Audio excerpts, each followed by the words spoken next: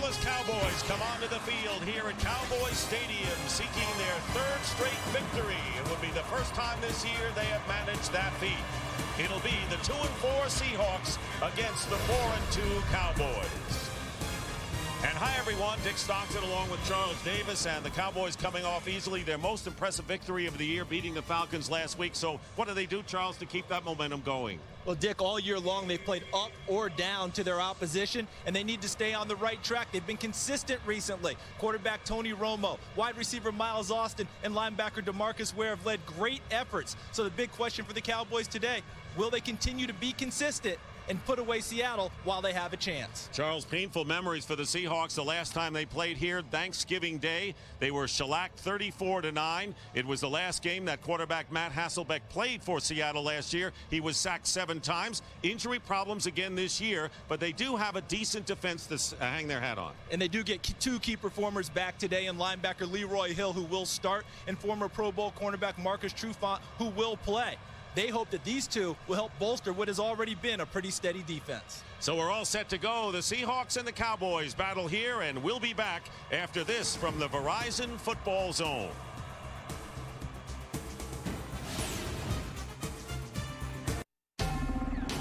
Fox Sports welcomes you to the following presentation of the National Football League.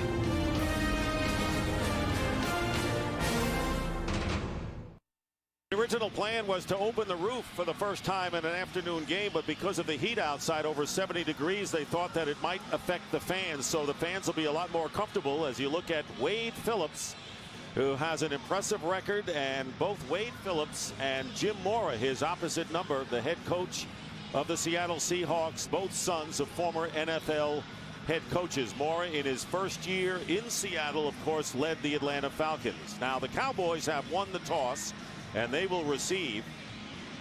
Olindo Mare will be kicking off for Seattle, coming off their bye week after a huge setback to Arizona. Felix Jones is back. They lost 27-3 and trailed 17-0 in the second quarter.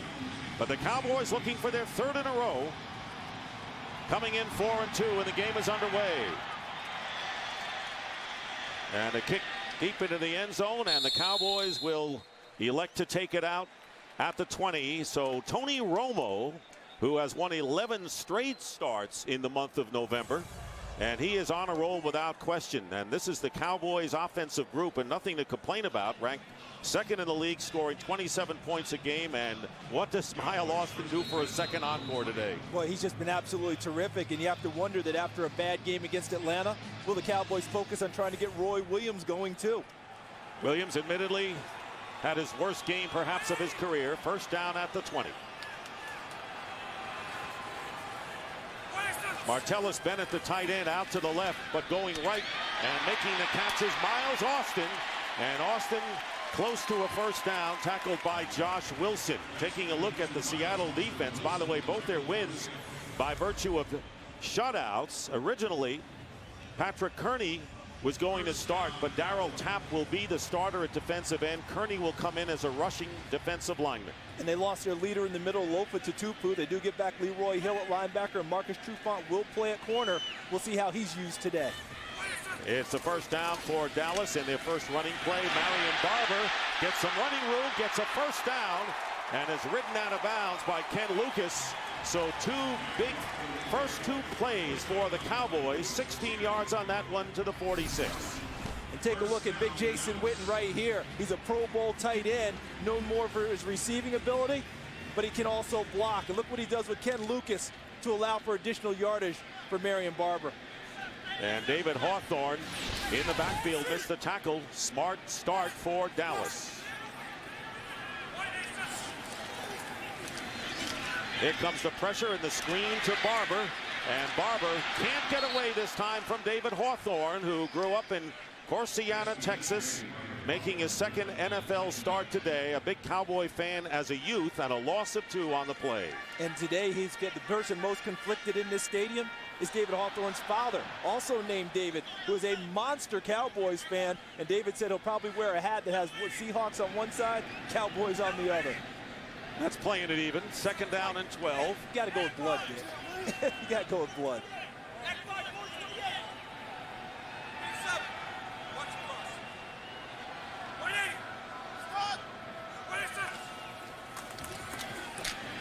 Good blocking and good protection, and Roy Williams off his hands, incomplete. Well covered downfield, and that will bring up 3rd down and long for the Cowboys. You notice how the Cowboys came with a pretty quick tempo to start this game, weren't huddling, getting up to the line of scrimmage, gave Tony Romo plenty of time to survey the defense, but it also kept Seattle from substituting on defense. Although Marcus Trufant, who suffered a disc injury in July, was on the physical unable to perform list, so he had to be out 6 games. And you mentioned him, a big addition is in there at the nickelback. Deshard Choice is also checked in for the Cowboys on 3rd and 12. And here comes Trufant, and the pass off the hands of Williams again. Pass was thrown a little bit behind him, incomplete, and 4th down, and Dallas will have to kick. I think those are unfair boos that Roy Williams is hearing right now, because the 2 passes that they targeted to him, the first one was high, the second one was behind him as he made an in-breaking route. I know the crowd wants to see Roy Williams produce, but he needs a little bit of help having the ball in the right spot. Only 1 catch for 16 yards last week. There's Justin Forsett back deep as Matt McBriar, who has a booming leg, gets a great kickoff inside the 10, and Forsett fields it at the 4 and is decked at the 6. And it was Patrick Watkins with a great special teams play for the Cowboys. Matt Hasselbeck, and the offense has a long way to go on offense. We'll be back.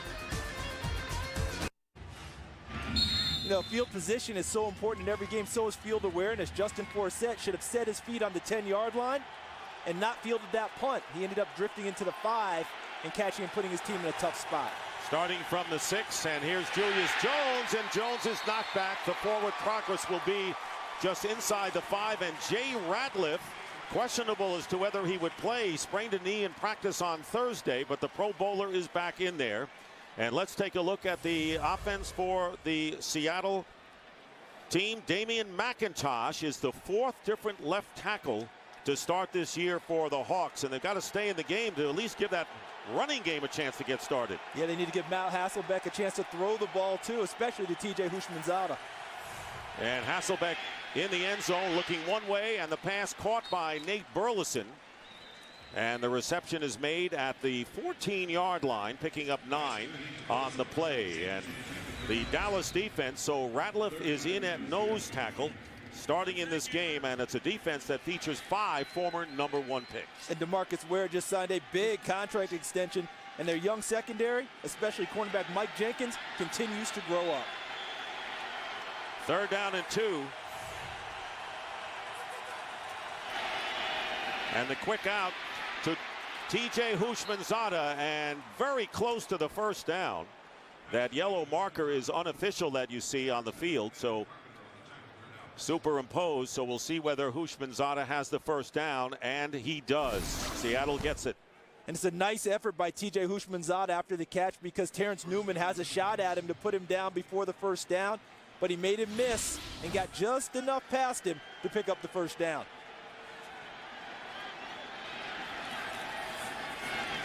Give us to Julius Jones, and Jones with a good run on 1st down.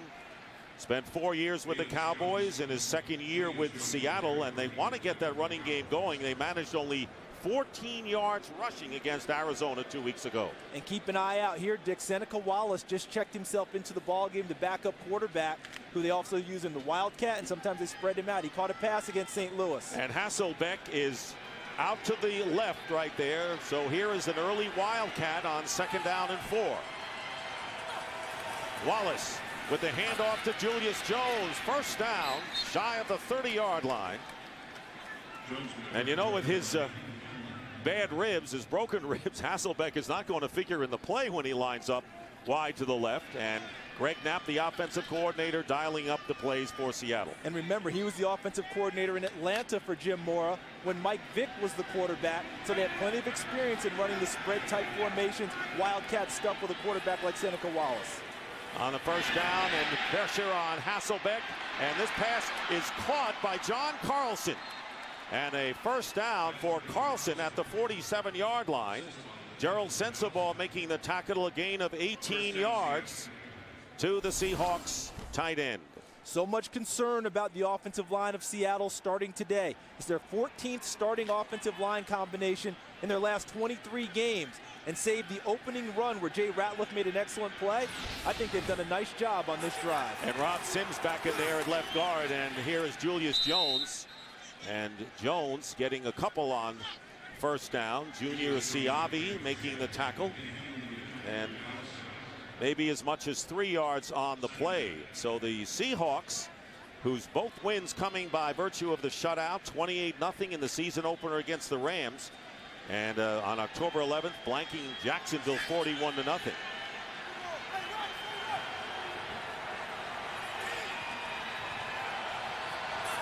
Second down and 7, and there's the quick to Forsett. Has some blocking. Justin Forsett into Cowboy territory. And a very impressive drive right now for Seattle. A first down to the 36 and a pickup of 14. Love the play, and they were so close to that breaking even bigger if they've married up the timing. Watch Forsett. He's going to come back in here, okay? But watch now as he gets hung up right there. See, right there, he gets hung up with his offensive blocker, number 67, Rob Sims. Slows him up just a little bit. If they were able to marry up that timing and he could follow Sims better, that play could have broken even bigger. And you know, Charles, they're going so fast, DeMarcus Ware doesn't have a chance to really get inside. McIntosh would be his man. First down, looking one way. Here's Hasselbeck's pass, and it's nearly intercepted by Sensabaugh on the pass intended for Carlson downfield. That one was close for Hasselbeck. Trying to get to one of his big play receivers, which is his tight end, John Carlson. And because of the offensive line issues they've had this year, they've had to keep John Carlson in to help pass protect so much that they love to sneak him out and run him on a route. On that play, though, he wasn't close to being open. Now the Cowboys have Jason Hatcher, Junior Siavi, and Stephen Bowen, the 3 men up front. So they're going to the depth early. Second down and 10, and on the draw, Julius Jones with a first down and tackled by Sensabaugh after a gain of 11. Kurt Menefee with an update. Giants and the Eagles, a lot of quick scoring. All by Philly. And this is Donovan McNabb to Brent Selleck, 17 yards on the score. 2 minutes, 45 seconds into the game. It's 13-0 only because the Eagles missed the extra point. Dick and Charles?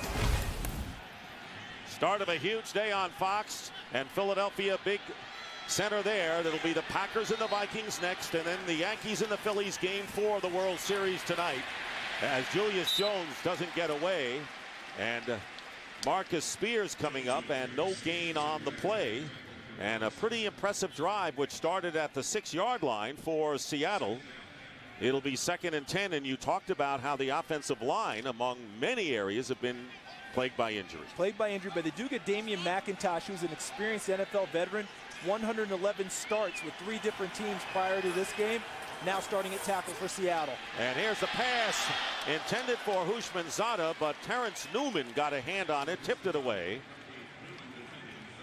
So third down coming up for the Seahawks. And did you see the end of the play? Watch how Matt Hasselbeck throws this ball on the line, and watch TJ Houshmandzadeh. He's telling him he wants the ball up, fading to the sideline. Not there on the line. Up and fading to the sideline, you've got me. On the line, it's tougher. See, watch it point up.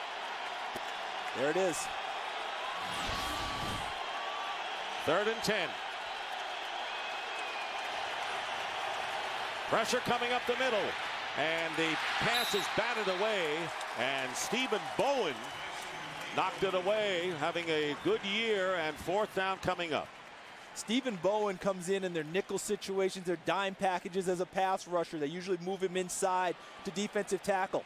0 sacks on the year, 1 sack on the year, but that doesn't mean he's not having a great season. He had 12 quarterback pressures coming into today, and that was a big play there. Pressures may be as good as sacks. Here's Olindo Mare with a 43-yard field goal attempt.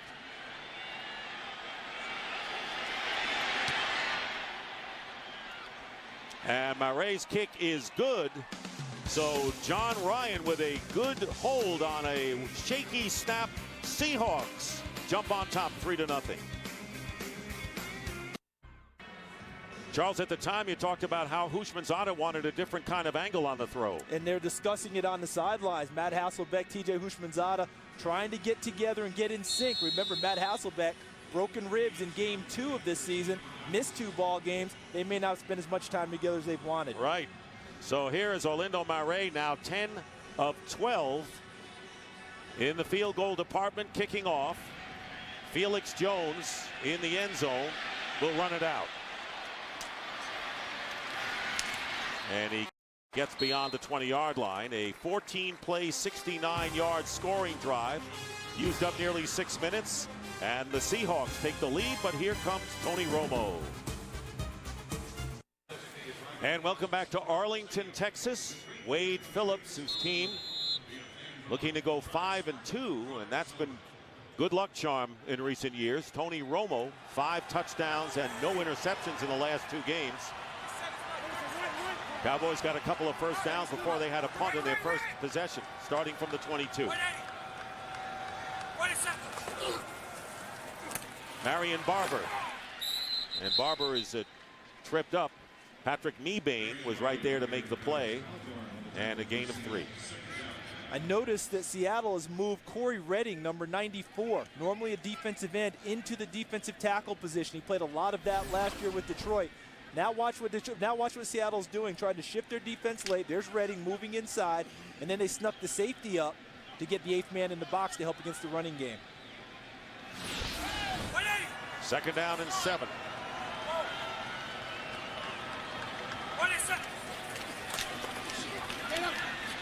Romo with time, and he completes to Jason Witten, his tight end, for a gain out to the 30-yard line. Will be 2 yards short of the first down, with the linebackers Leroy Hill and Hawthorne in on the tackle. Like the coverage from Seattle. Free safety Jordan Babineau sneaks in right here, and here he's going to come in on the pressure, create an extra man. He gets picked up by Marion Barber. Nice job by the Dallas offensive line picking up the blitz, but excellent coverage limited the gain. Marcus Trufant and Patrick Kearney are both into the game. On 3rd down and 2, Tashard Choice, the 3rd down back, number 23, lining up to the right of Romo. Romo looking left, going left, and completing the pass to Miles Austin.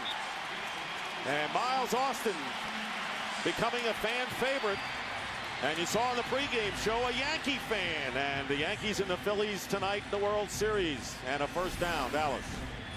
Watch how Miles Austin comes off the line of scrimmage, just explodes. One step upfield, gets inside on Ken Lucas, and then uses his body to keep the ball away from Ken Lucas to grab it for the first down. Miles Austin off the line of scrimmage, Dick, as explosive as any receiver out there. Question is, will he become the go-to guy for Tony Romo? He's making it happen with each game. First down at the 45. Good protection. And Romo's pass incomplete off the hands of Witten. It looked like a pass that Witten should have gotten. Tough one in traffic. You're not going to see Jason Witten drop very many of them. And this is a balanced offense that this team has. It was interesting that Tony Romo, in talking to us, saying that we've been able to rush for 200 or more yards, throw for 300, whatever it takes in a given game, that's where we'll go.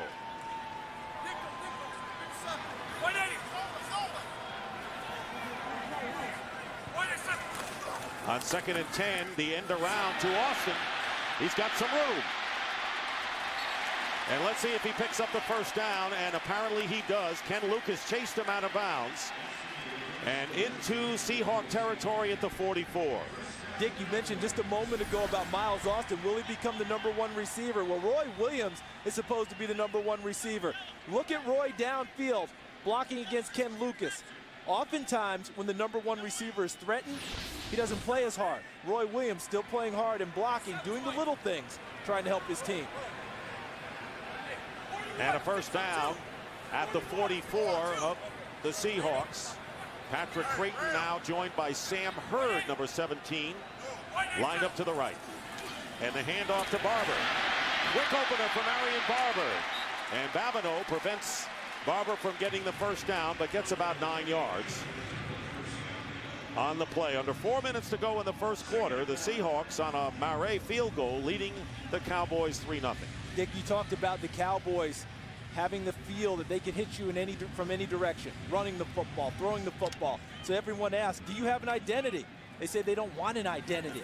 All right, our identity is that you can't figure out where we're coming from.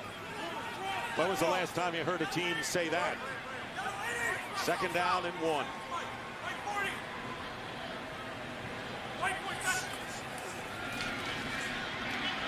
Romo with time and caught by Hurd.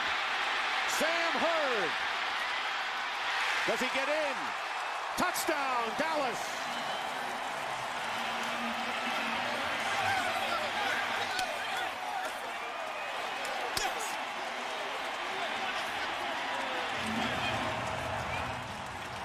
Only the 6th catch of the year for Sam Hurd and his first touchdown reception of the year, and the Cowboys lead it now. 36-yard pass and run.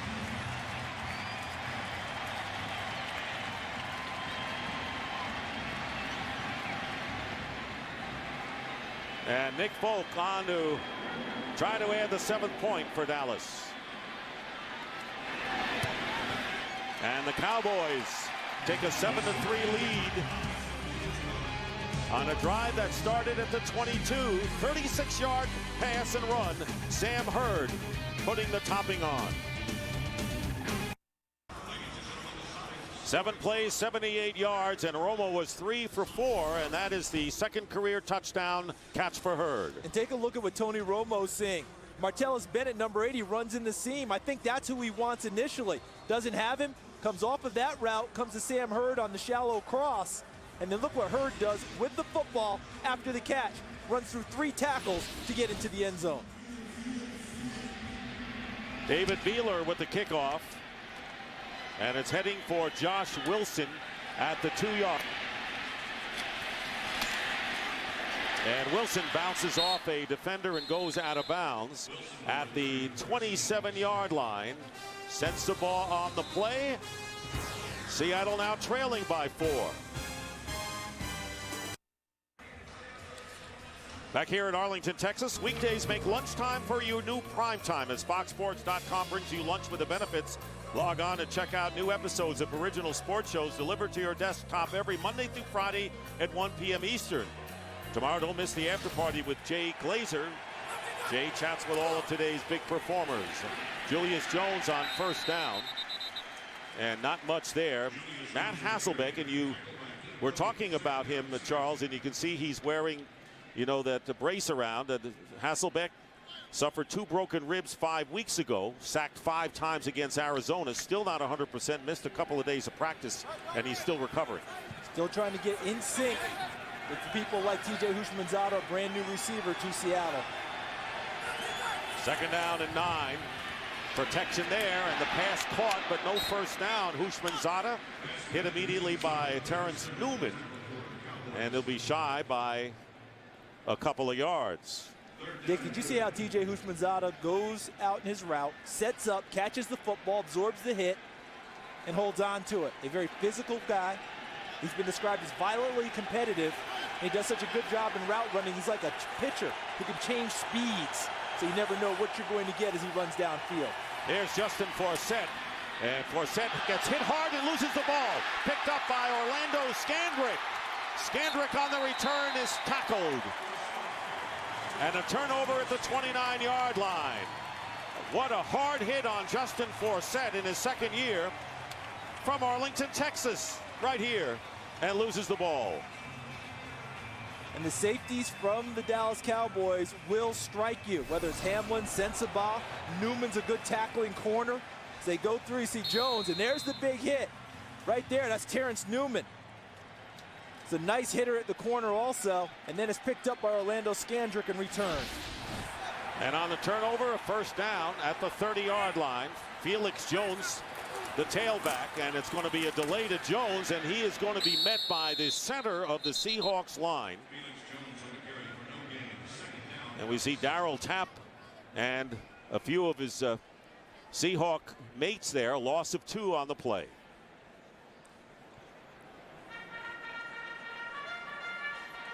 Close to a minute remaining in the 1st quarter. Dick Stockton along with Charles Davis will be joined by Nischelle Turner as well. And look at the Cowboys defense.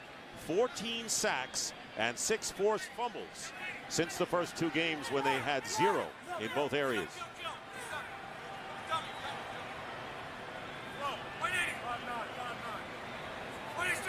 Second and 13. Play fake. Catch made by Roy Williams and hanging on, but let's see if he gets the first down. Was Marcus Trufant, and they're going to mark it apparently just shy of first down yardage. Give him 12. We wondered at the top of the show if Dallas would try to get Roy Williams involved early. They have. First two passes, they didn't connect. But this one, they definitely connected. Ball's on target in the right spot. Roy Williams turns upfield, makes it 3rd and short. As Williams comes off the field, and Sam Hurd comes back on. Hurd lined up to the right in a tight formation, 3rd and 1. Miles Austin now in the backfield, and they give it to Austin on the flip. Bobbled it, but he'll get it up for the first down. Loses the ball, fumble, and a flag is down as well. Josh Wilson hitting Hurd, and it's recovered by the Cowboys. So a sigh of relief for the Cowboy fans. Is a first down.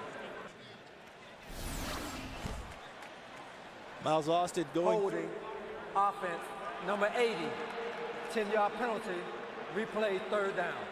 So Martellus Bennett called for the penalty.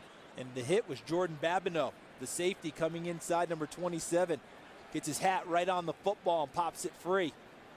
Cowboys fortunate to get it back. And even with the penalty, we'll still have a chance to try and pick up a first down. Seahawks fumbling, giving the Cowboys a chance at the 30, and now Dallas with the fumble, but they recover their own.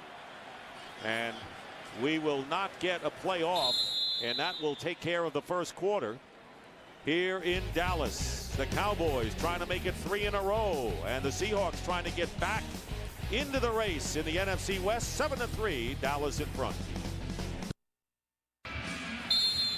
We start the second quarter here at Cowboys Stadium, the house that Jerry built here in Arlington, Texas. Cowboys lead 7-3. Dick Stockton and Charles Davis. 3rd down and 11 on the 31 of Seattle.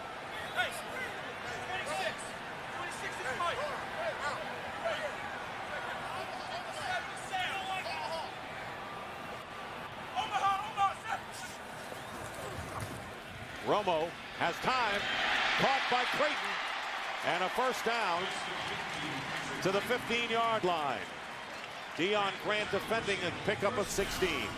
Patrick Creighton in the slot will work in here, find the dead spot, and catch the football. So much has been made of the fact that he lost his job recently to Miles Austin. People are wondering how he would handle it. Well, you know where he's going now? 3rd down receiver in the slot, which is probably better for him with his receiving ability than being an out wide guy. Touchdown catch last week and a 73-yard punt return for a score. Here is Marion Barber starting from the 15, picks up a couple of yards, give him 3 with Jordan Babineau, the free safety, on the stop. First minute as Jason Garrett calling the plays. First minute of the second quarter. There's Jason Garrett, assistant head coach, offensive coordinator, spreading the ball around well early, Dick. 5 different receivers already have caught passes. Want this offense, he said, to be aggressive. And he does want him to have an identity of being aggressive. 2nd down and 8.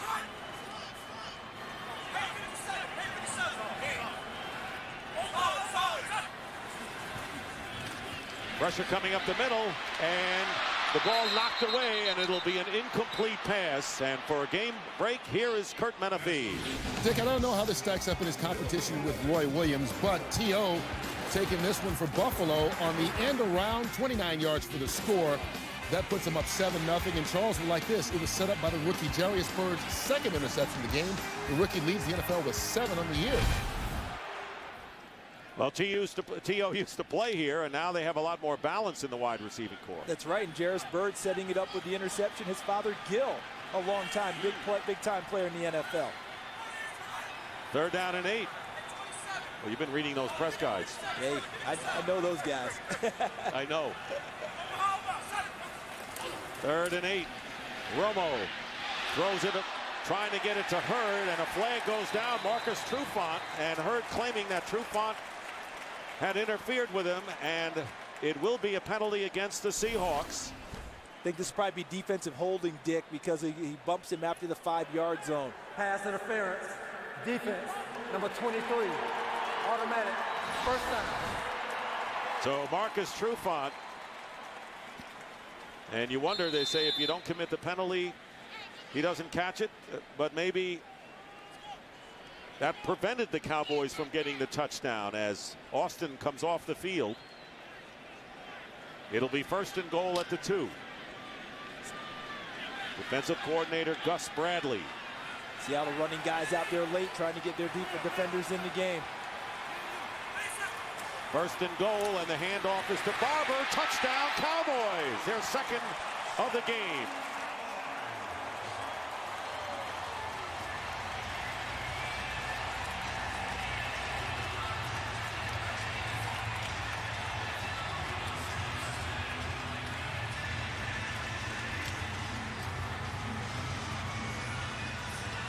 Since 06, 3rd in the NFL, and his 4th touchdown rushing this season.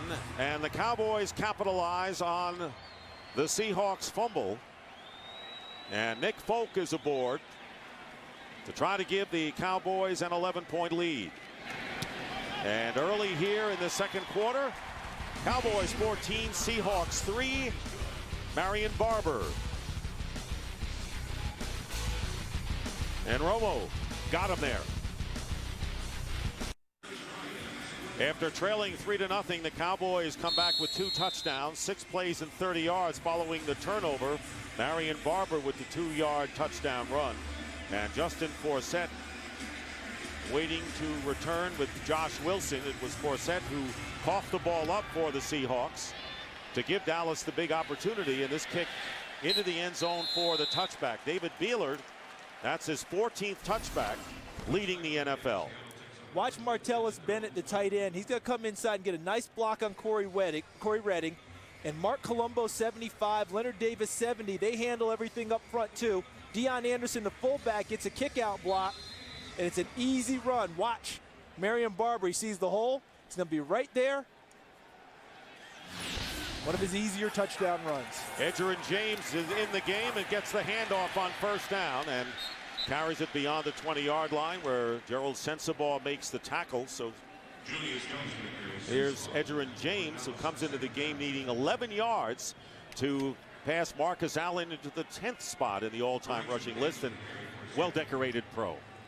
Led the league in rushing his rookie year and his 2nd year, 1999 and 2000. He's had a heck of a run with the Colts and the Cardinals. Here's James again, and he is slowed up by DeMarcus Ware. Big week for DeMarcus Ware. Actually, the contract agreed upon last week, but a 6-year extension, and I guess now a Cowboy for life. Yeah, and what a great move by the Cowboys, locking him up. And it's interesting his reaction about getting that contract. Jerry Jones and his family saying, "Hey, he's the guy we need around." And he says, "Don't worry, you'll get the same effort from me as before." 3rd down and 4. Stepping up is Hasselbeck. Open is John Carlson. And Carlson to the 39 and a 1st down, picking up 13 yards on the play. Carlson, who gained over 100 yards in receiving the last time these clubs played. Now Seneca Wallace has checked into the game. Last time they split Matt Hasselbeck out wide. And they do, to the top of your screen.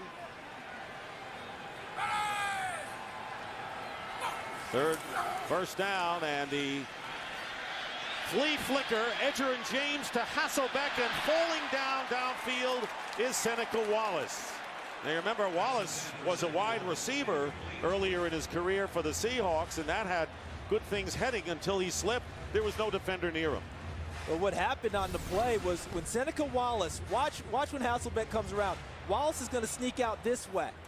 And Gerald Sensabaugh sees it and moves over in that direction. See, this is supposed to be a deep ball, but Matt Hasselbeck recognizes that and tries to slow Seneca Wallace down with the throw. But Seneca Wallace isn't a full-time receiver, so it's hard to get that timing down. And there is a ball batted in the air by Anthony Spencer. And 3rd down and 10 coming up. I guess this, Charles, is when you have a bye week. You can go deep into your Bag of tricks a day after Halloween. Exactly. Trick or treat, right? But remember, Seneca Wallace caught a pass against the Rams on opening day for 24 yards. So this is something that dusted off and it brought back. Think we'll see it again?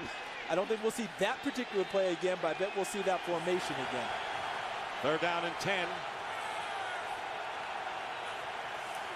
Here comes the pressure again. Hasselbeck gets good protection, and here's the catch by Nate Burleson.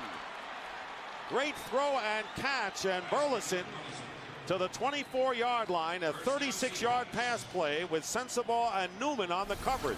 What a way to change the graphic. You just saw it as that play unfolded. 0 for 11 on 3rd down last week against Arizona, last time out. And look at this. Nate Burleson breaking inside. I'm not sure if Terrence Newman thought he had deep help or not, but he appeared to stop his feet a little bit on the route. 1st down from the 25, the handoff to Edgerrin James, and nothing doing there as he stopped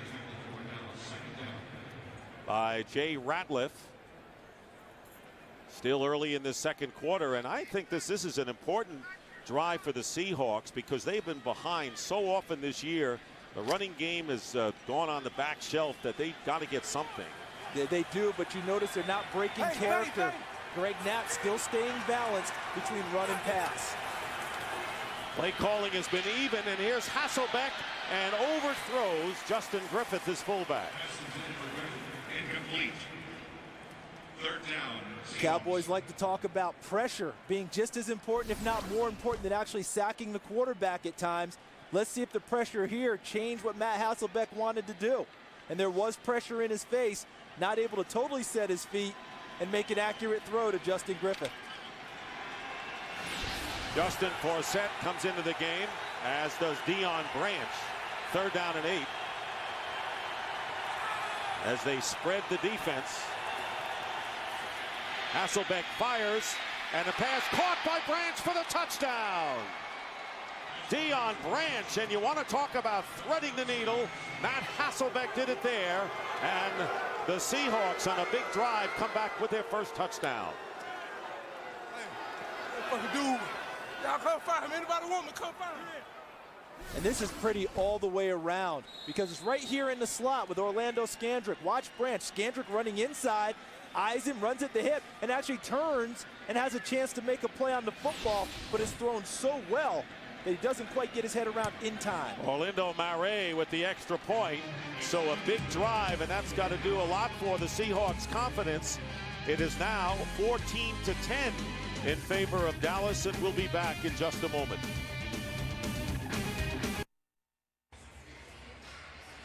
Nine plays and 80 yards, using up 3 minutes, an impressive drive. 13 to Carlson, 36 to Burleson, 23 to Branch to top it off. And the Seahawks back in the game, trailing 14-10. Just a gorgeous throw too, Dick. Just a gorgeous throw. Sometimes it's not a breakdown by the defense. Sometimes it's just a better play by the offense. Exactly. Orlando Marais kicking to Felix Jones. Running out from 5 yards inside the end zone. And the Seahawks put him down. Nick Reed and Lance Laurie. And a flag is down back inside the 20-yard line. Jerome Boger is the referee. He was the referee for the Bucs-Patriots game in London last week. They're getting a bye this week, but not Jerome Boger. He doesn't want any time off. Illegal block in the back. Receiving team, number 17. 10-yard penalty. 1st down. That's on Sam Hurd, and we'll send it down to Nischelle Turner. Nischelle. Hey, guys, you've been talking about Roy Williams, and I talked to him before the game. He told me that he went back to basics in practice this week because he played so terrible last week. He said he did a lot of catching, running crisp routes. He wanted everybody to know that he's in this. Now, he did tell me that he feels like he can be used differently in this offense, like Arizona does Larry Fitzgerald, but he did say he's going to work within this scheme and keep on trucking. That's Roy Williams. Back to you. Thank you, Nischelle. Just taking the orders from Jason Garrett, and of course Garrett and the rest of the Cowboys really would love to see Roy Williams be productive. That's what he did last week against the Falcons. We'll see what happens on this series. 1st down on the 8-yard line. Felix Jones is the tailback.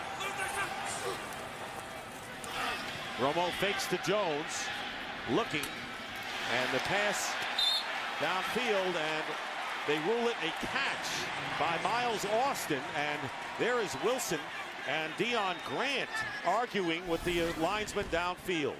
Let's take a look as the throw goes to Miles Austin. Makes the catch. He had 1 foot down, I thought, when he caught the football, and the second foot came down before he went out of bounds. And the Seahawks want to look at it. Yeah. Challenged by Jim Mora on that play. He has 17-yard gain. Just before the snap, the Seattle coaching staff is challenging the rule on the field of a completed catch. So our first challenge of the game, and Jerome Boger will look at it. We'll look at it as well.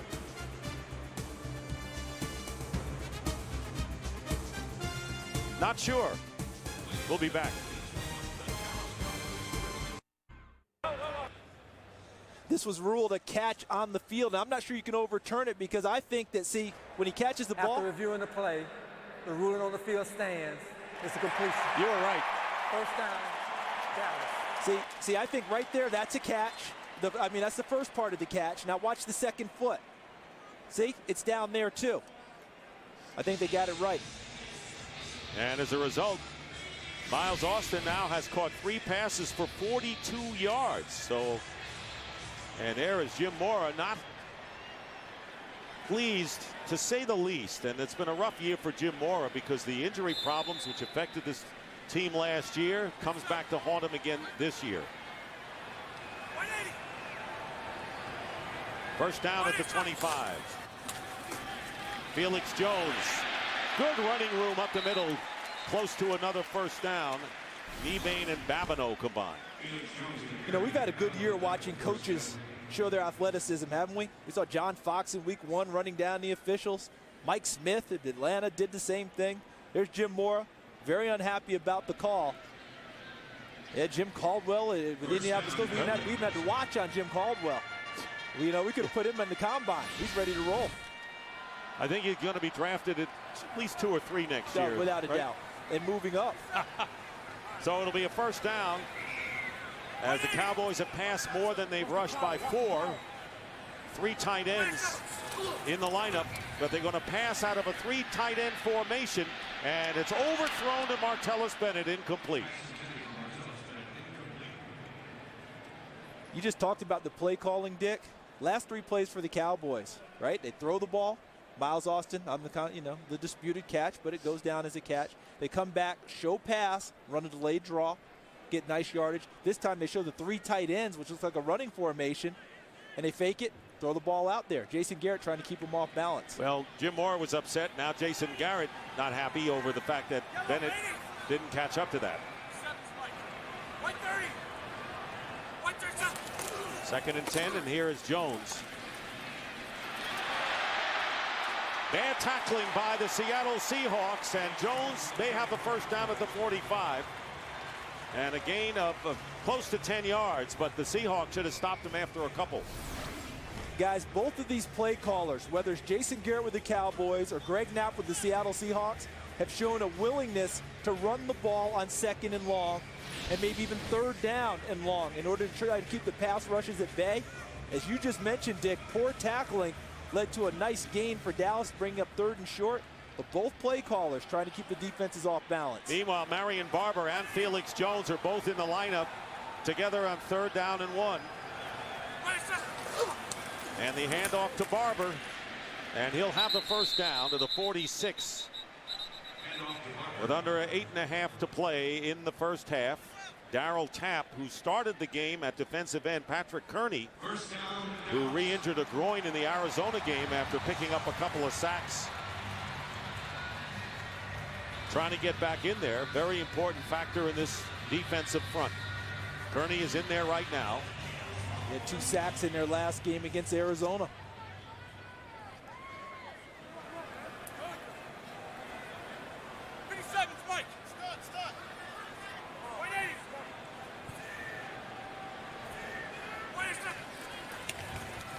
Romo steps up and gets hit as he lets go of the ball, and incomplete.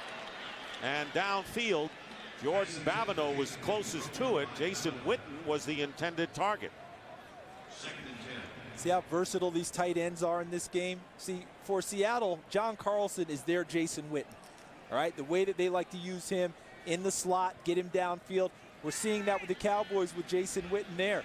How often do you see it in this league now with this plethora of great tight ends where they're used as deep threats, not just short routes? Saw it with Jeremy Shockey with the Saints last week against Miami, and Gonzalez. We can go on and on. You're right. Yellow 80. 87's Mike. White 30. White 37. Second down and 10. Romo. And the catch is made. Not the prettiest, but Jason Witten makes the play, and another Dallas first down. And they'll mark it at the 36-yard line. Cowboys threaten again. And Romo with his 99th consecutive pass attempt without an interception. That is a career high for him.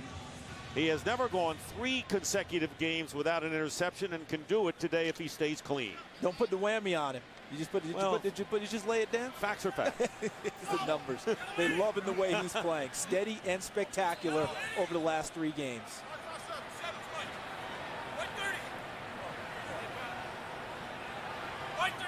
First down from the 36. Romo is down by David Hawthorne, and the first sack of the game.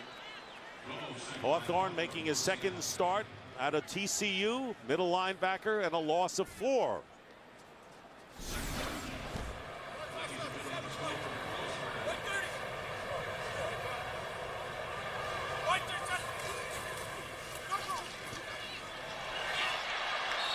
Quarterbacks don't like to identify the guy as the Mike linebacker to set the protection and then have him sack him on the same play.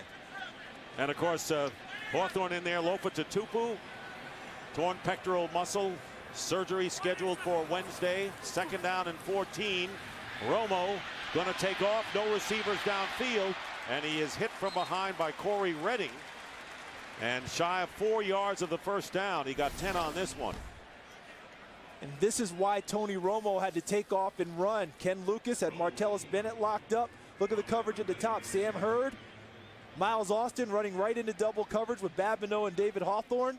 And that's why Tony Romo had to pull it down and run. And he could have slid earlier, but tried to pick up extra yardage and made it third and manageable, less than 5. And, you know, we can emphasize the lack of mistakes by Romo. That has been the key to why he has been successful as of late.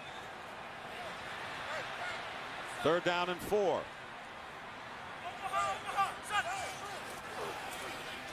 And Romo gets rid of it, and it's low, and Wilson nearly had a hand on it, incomplete. So it is fourth down, and the field goal team comes on for the Cowboys. And you know, Patrick Creighton is moving more into the slot position. All right, he's been playing out wide, but watch what he does. He breaks outside. Look where the ball is. It's almost as if Tony Romo expected him to hook up and sit down in that spot where he threw the football, as opposed to Creighton breaking it off to the sideline. So Folk, 11 of 13, coming off of off-season hip surgery, will attempt this from 48 yards. And this kick is no good. Off to the right as he pushed it. And the score remains the Cowboys 14 and the Seahawks 10. That is the third miss of the year for Nick Folk. And the Seahawks will get it back when we return.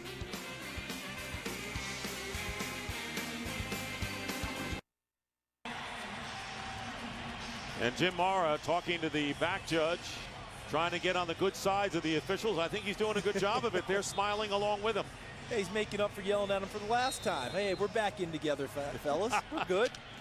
Cowboys lead is 4. Missed a chance to make it 7. So the Seahawks, starting from the 38. Matt Hasselbeck, play action. And unable to hold on as Branch got hit hard by Orlando Scandrick. Separated him from the ball. 2nd and 10.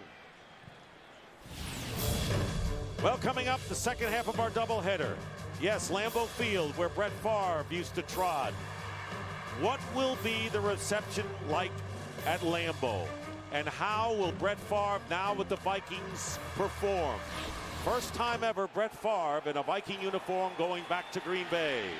Pass is caught by Carlson at the 43-yard line. So Favre at Lambeau, look at that record. Over 27,000 yards, an incredible record. 211 total touchdowns, but now appearing in the purple and gold. Yeah, and the only guy who has more home wins as a starting quarterback at his field, at a stadium, John Elway at Mile High with 95. And Brent lost a few starts to County Stadium in Milwaukee early in his career. Good point. 3rd down and 5. Houshmandzadeh lining up to the far left. And no chance for Hasselbeck. The ball is loose, but he was down by Bobby Carpenter, who came in untouched. First sack of the game and a loss of 6, 4th down coming up. Watch him, and then he's just going to come free. Watch him come through what they call the A-gap between the center and the guard. No one steps across to pick him up, and he forces the fumble. And Bobby Carpenter, their nickel linebacker, excited about his big play. And that's what will happen when you have 14 different offensive line combinations, and when you have now Carpenter being the 6th former #1 pick on defense that we've seen today for the Cowboys. So John Ryan, good kicker, will be punting to Patrick Creighton. And Creighton on the run at the 24, gets by one defender and tripped up and down near the 35-yard line by Justin Forsett. So the Cowboys celebrating the sack. Still a 4-point game. Seahawks hanging in. Cowboys lead, and let's take a look here at this gigantic, impressive, you fill in the adjective, stadium, Cowboys Stadium here, and look at the lower level boxes, the suites, and there are 7 decks in all. You used to say the upper deck, first deck, second deck, forget it, 7 here. Once you get past Wow Dick, everything else is superfluous. It's an amazing place. They've had as many as 100,000 here. They'll have well over 85. That was a special night with the Giants, first game. And they hand off to Marion Barber. And Barber carries it out to the 41-yard line, a gain of about 6 on 1st down. Aaron Curry, the rookie's linebacker, and the #1 pick for the Seahawks out of Wake Forest, 4th overall in the draft. He's done a nice job for them. He's a guy that Jim Morris says is a violently nasty player, and he means it with nothing but respect and affection. And he's a guy who's very accountable, too. When he makes mistakes, stands up, accepts the blame, and fixes it. That's rare in today's day and age. 2nd down and 4. And the pass caught by Bennett. And the 1st down near midfield. 5-yard pickup for Martellus Bennett. So the missed field goal, and the Seahawks staying in the game, but they didn't do much. They quickly had to kick the ball away to the Cowboys, who are leading by 4, and we're not under 3 minutes to go in the half. But as we mentioned at the top of the show, the strength of the Seahawks this year has been their defense. They've been pretty steady all year long. Forced the missed field goal on the last possession. They have to dig in and fight them again on this one. Roy Williams lined up to the left on 1st down. Looking his way and throwing behind him was Tony Romo. We've seen that before. There's supposed to be a conversion off of this route is the impression that I get. Because Tony Romo is looking out wide, and he thinks, okay, he sees the coverage. He thinks the conversion should be something that takes Roy Williams to the sideline. Roy Williams thinks the conversion is to take it up the field. Josh Wilson actually had the best chance of catching the football from Seattle. You know, Charles, you have to have confidence in a receiver. And, you know, maybe Miles Austin is the guy he has the most confidence in at this point. Certainly not Roy Williams, it appears. 2nd and 10. And penalty markers are down. The blame game started quickly. False start is the initial call against Dallas.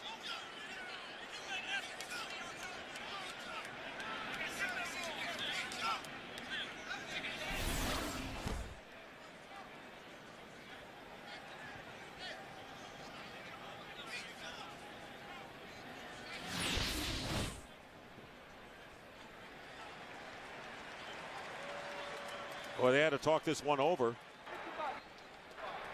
Neutral zone infraction. Defense. The right end jumps into the neutral zone. 5-yard penalty, second down. And no one happier than Flozell Adams with the change 5 years ago with his rule about the defenders now putting the offensive guys into motion, and it could actually go against the defense. Why? Flozell Adams has 7 penalties to his credit this year. A few of them false starts. In this case, he would have gotten the false start if the rule hadn't been changed 5 years ago. Cowboys have been penalized 30 times in the last 3 games, most of them pre-snap on both sides of the ball. Been relatively penalty-free, and I hope that's not a jinx. Oh, maybe it is. Another flag down. Spoke too soon.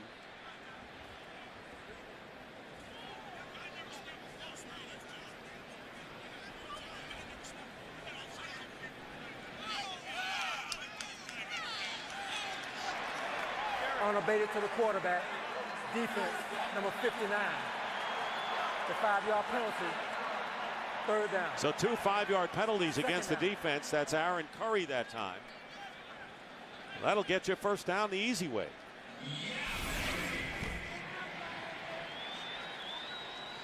See, there he is getting in motion and going.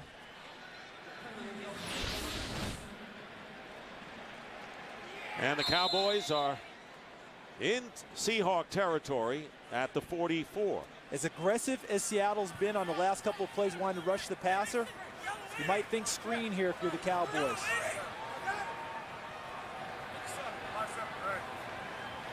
Kill.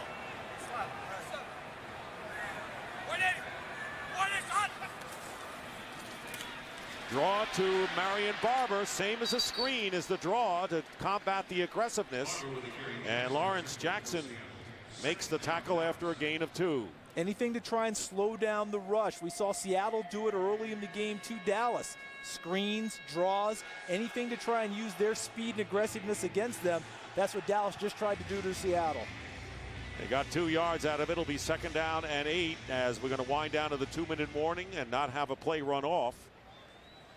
Seattle Seahawks coming in where they haven't done well out of the Pacific time zone and doing a good job of hanging in, but it's the Cowboys who have the lead, 14-10. 2 minutes to go in the half. Bruce DeHaven, the special teams coach, talking to Forsett. One of the better special teams coaches in the league, and Justin Forsett's had a little bit of a rough day. Drifted too far on a punt, fielded inside his 5, lost the ball on a fumble. Just giving him some encouragement. 2nd down and 8 on the Seahawks 42. Marion Barber, nothing.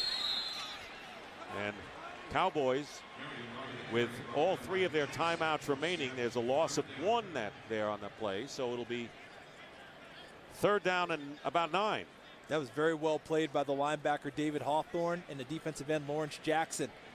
You know, a lot of guys when they pass rush, they just want to get to the quarterback. They don't play the run along the way. And Aaron Curry, the rookie, taking on the block and squeezing down the hole to make sure it can't bounce outside. Rashard Choice enters the game.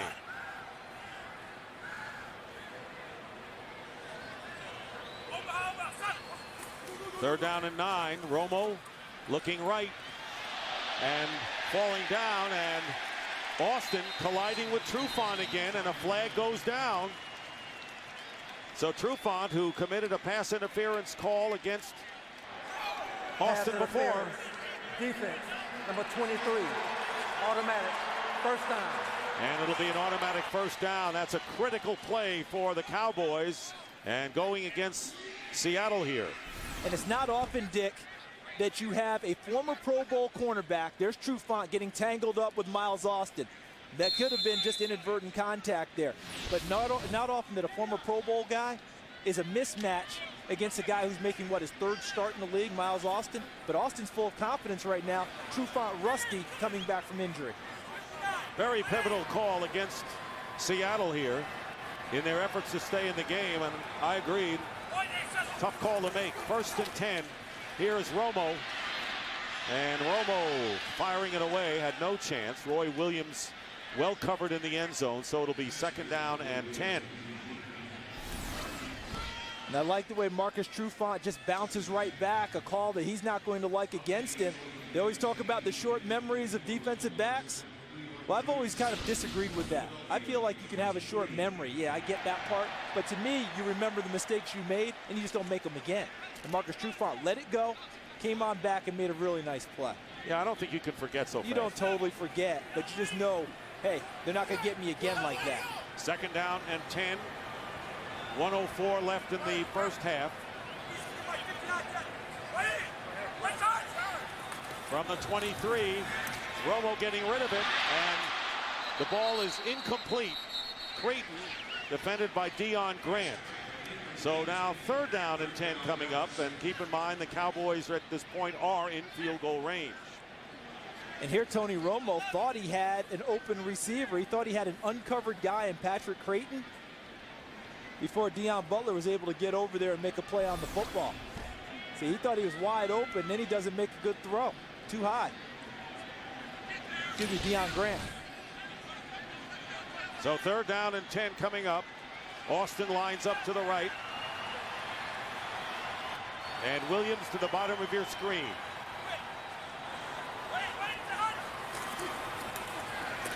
Third down, and a pass is caught by Miles Austin.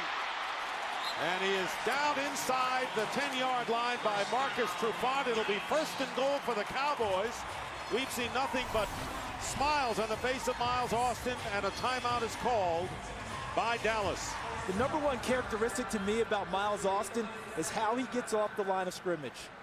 He just explodes in running routes and getting downfield, and then when he catches the ball, he's physical with it and gains additional yardage. 16 yards in all, undrafted and signed by the Cowboys in 2006. Entered the starting lineup 3 weeks ago at Kansas City only because of a rib injury which prevented Roy Williams from playing. And we want to remind you, coming up on the Visa halftime report, Kurt, Terry, Howie, Michael, Jimmy, scores and highlights, the Fox Sports ticker. And just the start of a great day, because we've got the Packers and the Vikings from Green Bay. Brett Favre going back to Green Bay for the first time. And then the World Series later tonight. Hey, watch my Yankees tonight on Fox, baby. 3-1. And there you're looking at a Yankee fan who went to college at Monmouth in New Jersey. A Yankee fan hoping to get up 3-1. 1st and goal with under a minute to go. Romo's pass incomplete. Austin, or I should say Witten, was the intended receiver. So it'll be 2nd and goal. Almost appeared that Tony Romo had an avenue to take off and go with the football. But when you've got Jason Witten as a target, it's hard to turn down trying to get him the football. It appeared to me that the hole opened and Tony Romo could have gotten into it with a quick burst. It's hard to argue throwing the ball to Jason Witten. Already a touchdown in the red zone today. This is their 2nd time there. 2nd down and goal from the 7.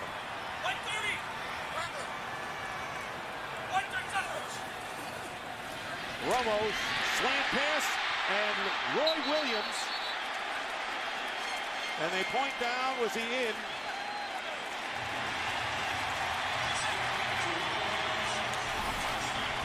And apparently they're calling it a touchdown. Apparently he got the ball over the plane before he lost possession.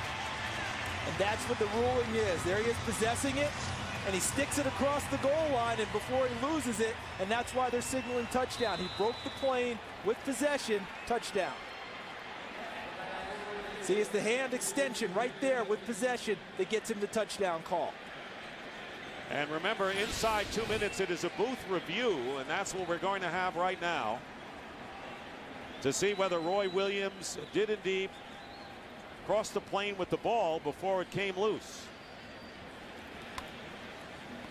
We have had several of these so-called close calls in the end zone with possession this year in other games. See, he's got possession, and he hits the goal line, if nothing else, with the football, which would mean touchdown. And that's what was ruled on the field, is that it was a touchdown.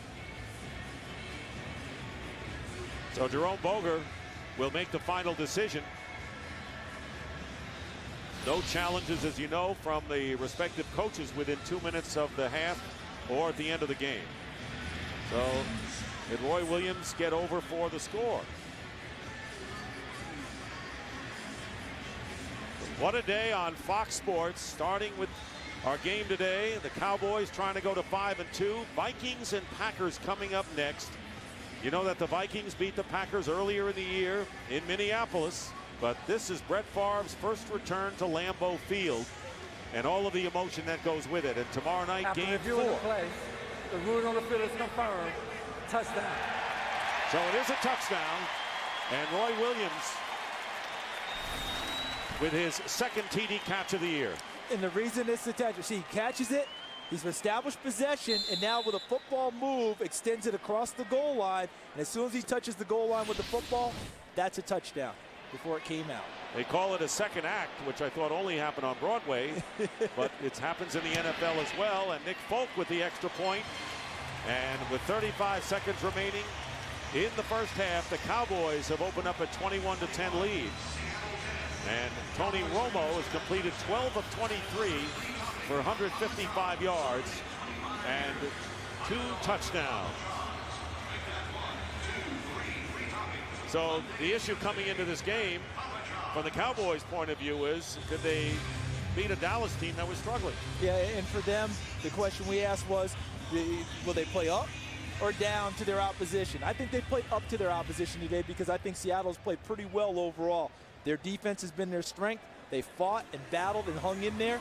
They just can't get enough points on the board right now to compete with Dallas so far. But I thought this touchdown by Dallas, this last drive, that's a big deal for them heading into the half as they continue to try and make their way upward in the NFC East. And once again, the Seahawks find themselves trailing, which they have for every game except those 2 shutout wins. And all they want to do now is, stay close into the fourth quarter. But there is the scoring drive, 10 plays, 65 yards. And, Wade Phillips, I guess around here, like Tony Romo, you hope you get some respect. This team 4-2, looking for 3 in a row. Josh Wilson on the return is hit hard and decked by Victor Butler. You could hear that everywhere. The momentum of a touchdown scored really propels people downfield to cover a kickoff, doesn't it? Let's take a look at the NFC East standings, and the Giants could be headed to their 3rd straight loss.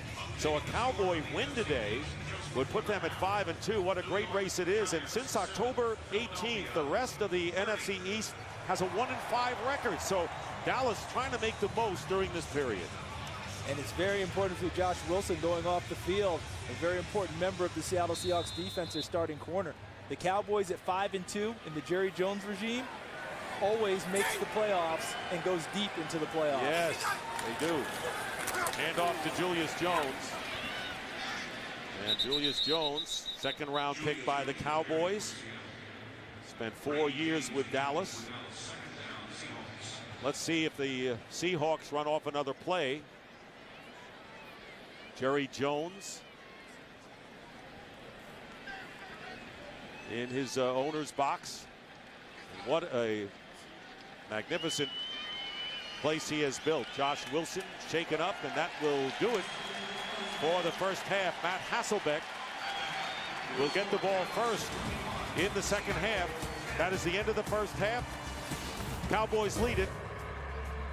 Fox NFL Sunday will continue with the Visa Halftime Report after these messages. Welcome to the Visa Halftime Report. More people go with Visa. And welcome to the Visa Halftime. Kurt Menefee along with Terry, Howie, Michael, and Jimmy. And it's only halftime, but Michael says he's already sick of that Fly Eagles Fly song right now. Oh, Philadelphia in the first half. Oh, how hard was it to hold Strahan down? Brandon Jacobs arguing with the Eagle fans. That's not smart. Don't do that, Brandon. You're not going to win that battle. But there's a battle be won right there. Selleck, the tight end, down the seam. Good job by McNabb, spotting him.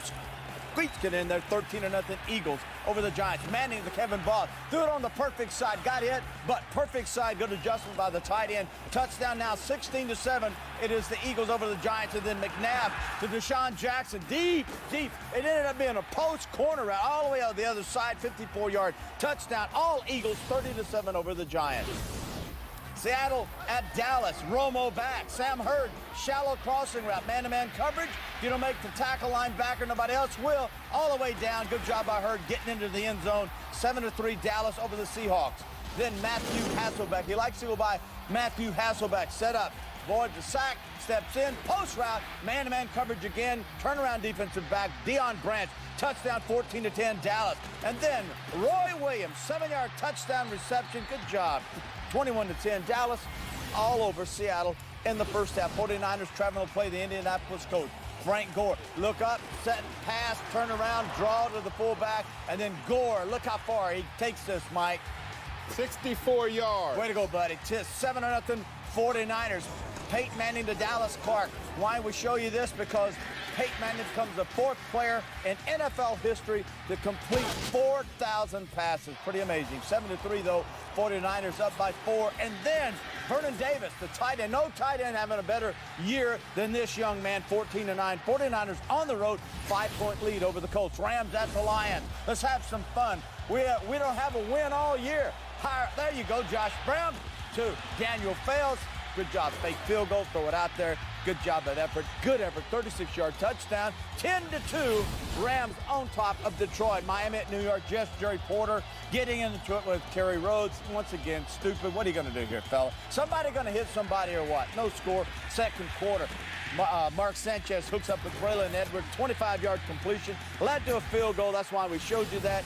3-3 Miami and the New York Jets. Ray Lewis, get him fired up. He does. Ravens hosting the undefeated Denver Broncos. Keyshawn Marino nailed, fumbled, recovered by Baltimore. And Baltimore just got a kick return, 95-yard by Ladarius Webb. They lead that 13-0, and the Bears 16-0 on top of Cleveland at halftime. Nice job, Kurt. We'll come in and say the teamwork, baby. Teamwork. Me and you, team. No I in team, but right here. Teamwork. It's Schwab. How do you say it? Schwab. There it is. To Bird. Bird on the day, 7 on the season. Nice job. No score, though. But Terrell Owens, finally, Terrell. Hey, welcome to the highlights. Finally, you did something. 10-6, Buffalo on top of Houston. Giants and Philadelphia. Jimmy.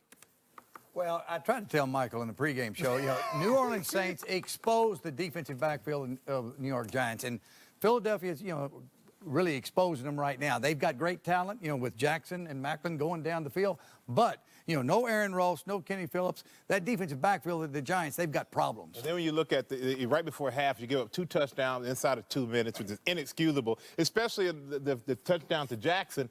You blitz. You drop your best rushers, you blitz the linebackers. But if you're going to do that, somebody has to cover the most dangerous receiver on the field. Suddenly, Dallas has a bunch of receivers, as you mentioned. Hurd comes up big on the crossing route, your favorite route in football. Witten, if they can figure out what Williams does well. Williams isn't a stop-and-go guy. He's a straight-line guy. Runs post routes well, runs crossing routes. Movement routes. Don't stop, go, double moves. That's not him. All right, keep in mind, second half of your game is coming up next. But when it's done, Brett Favre returning to Lambeau for the first time. This is his arrival on a bus for the first time in his career at Lambeau. Actually, more cheers than boos from the crowd. Kickoff of that one coming up when your game is done. Come back. Cowboys leading the Seahawks 21-10, getting ready for the start of the third quarter. And here are the key Yellow Book moments to look for in the second half.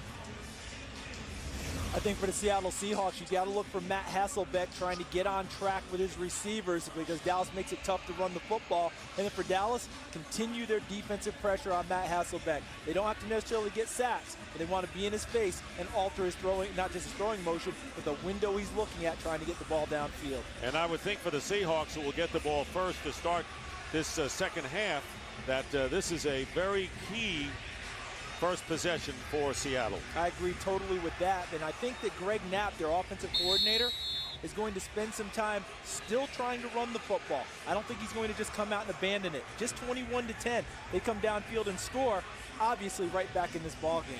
David Beeler will start the second half off with Forsett and Wilson back deep, heading for Wilson, who was shaken up toward the end of the first half, but is all right now to return, and he is stopped short of the 20-yard line. Now, if you're the Dallas Cowboys, who are things going their way. A good mixing of plays, mostly through the air thus far for Tony Romo. The defense is playing well when they need to. Yeah, I think you've hit on all the points for the Dallas Cowboys. It's exactly what they want. Continued mix and match on the offensive side of the football. I think they're still trying to get Roy Williams going. I thought they force-fed him a little bit in the first half, and they really haven't gotten in sync with Jason Witten, which is unusual for them in the pass game.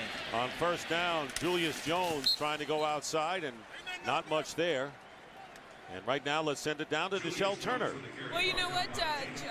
The coach of the Cowboys, Coach Phillips, was very positive at halftime, guys. He told me that the offense looks very comfortable. Tony Romo looks very comfortable. He said they're going to continue to spread around the ball in the second half. Now, on the other side, Coach Mora, well, he didn't feel much like talking at halftime. Not too good for his team in the first half. All right, Nischelle, thank you very much. And Seneca Wallace is now in the shotgun position. And Hasselbeck split out to the left, so we have another Wildcat play, and this is going to be the handoff to Julius Jones, but nothing doing, and a penalty flag is down. And very active there, Igor Olshansky with a lot to say to the offensive line of the Hawks. Holding, defense, number 90, 5-yard penalty, automatic, first down. That's on Jay Ratliff. And that's not a call you get very often, is defensive holding. Ratliff will be right down here in the middle, right over the nose. Let's take a look at what happens. See, he's trying to tie up too. See, he's got a hand here, trying to hold him while he's engaged with another blocker, and that's where the call came from the umpire on the play. That would be Carl Paganelli. First down on the 24.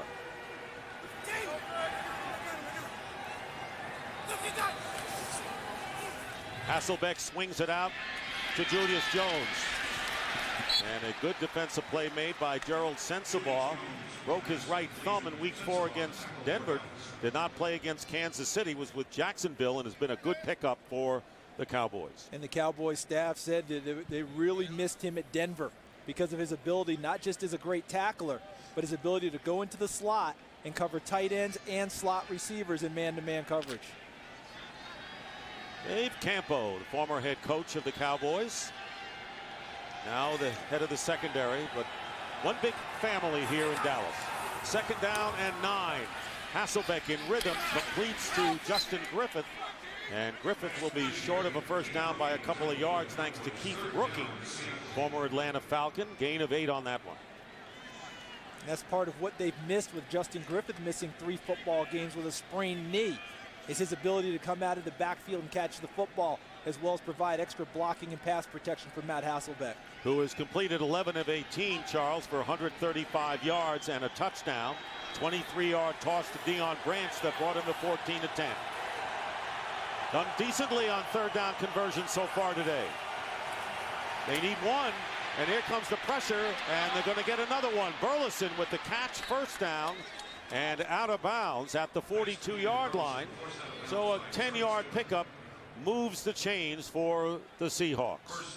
After being 0 for 11 on third down last week, as we see Burleson come in motion and then come across field on a shallow cross, Seattle has picked up the pace on third downs, allowing them to continue to possess the football. Nice job by Burleson. Hasselbeck on the move, getting the ball to him. Deion Butler, the rookie from Penn State, is in there, and in the slot is the tight end Carlson. And here's Julius Jones, and unable to go outside. The Seahawks, who have rushed for 45 yards, have not been able to go wide against Dallas's defense. Very difficult to do against a 3-4 anyway, because of the ability of the outside linebackers to move and run. But Dallas is so stout inside with Olshansky and Ratliff and Spears, you don't gain much ground there either. So it's 2nd and 9. Again, it's Jones. Julius Jones will get the first down. And for Jones, maybe his best run of the day, Jason Hatcher makes the tackle. 11-yard pickup, matching his best running play of the afternoon. How many left tackles this year for the Seattle Seahawks? Sean Locklear weeks 1 and 2. Brandon Fry 3, 4, and 5. Kyle Williams got 1 week trial. And Damian McIntosh out here now. Damian McIntosh just did a nice job blocking at the point of attack for Julius Jones. Here's Julius Jones, and Jones getting to the 40-yard line. And of course, the key to that entire story is Walter Jones, who was put on injured reserve this week. 9-time Pro Bowler. who is headed for the Hall of Fame, has really been the stanchion for this entire franchise at left tackle. Hard position to fill. So Tutupu and Walter Jones on IR this week. 2nd down and 4, going up on top, and unable to hold on to it was Burleson, covered by Mike Jenkins. That was a nice throw by Matt Hasselbeck and nearly a terrific catch by Nate Burleson. Mike Jenkins never gave up on the play. He's going to fight him the whole way. See him coming down, fighting with him, and helping knock it free to force the incompletion. Really good job by Mike Jenkins, the corner for Dallas. Boy, he has really played well in his first year since taking over for Anthony Henry at cornerback. 3rd down and 4.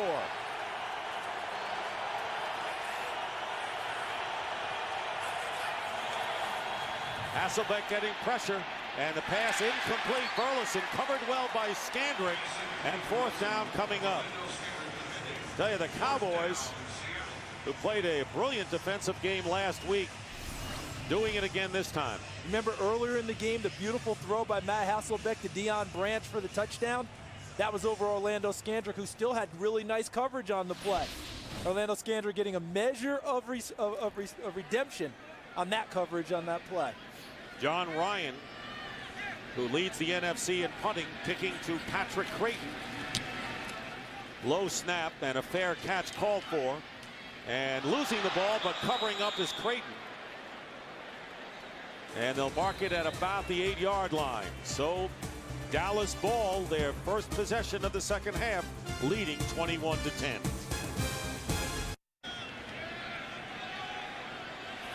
Cowboys ball on the 8-yard line.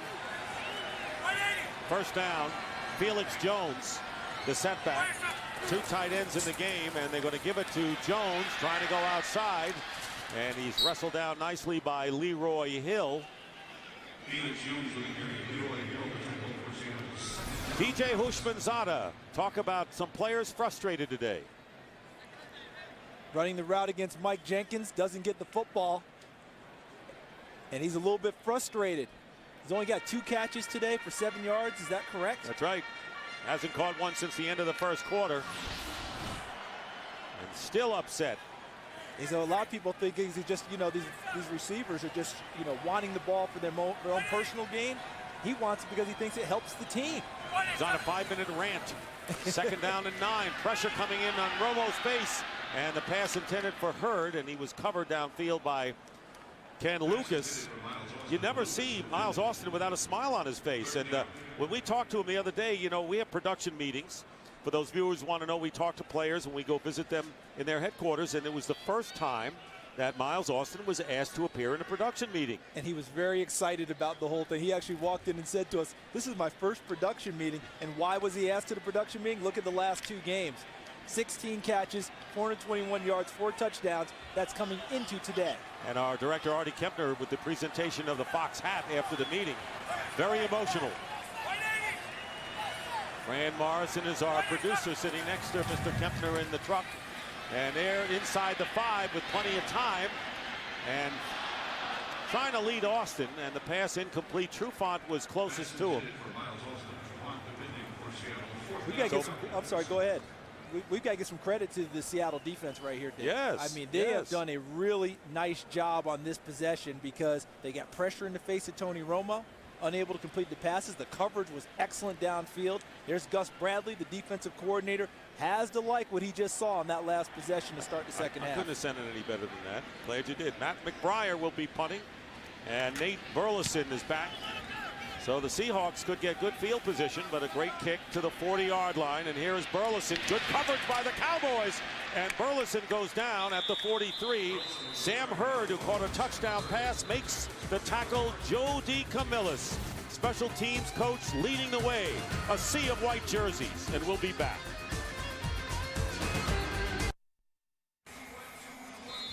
Terrific punt coverage by the Cowboys. Joe DeCamillis, the special teams coordinator, battling back from a broken neck suffered when their indoor facility collapsed on them during the offseason. But a terrific guy and a courageous man.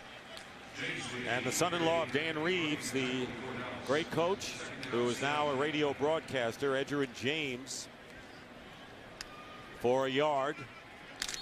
And he's been successful everywhere he's been. Yes, he has. And the doctors actually told him not to be on the sidelines. They wanted him coaching from the press box. Not a chance.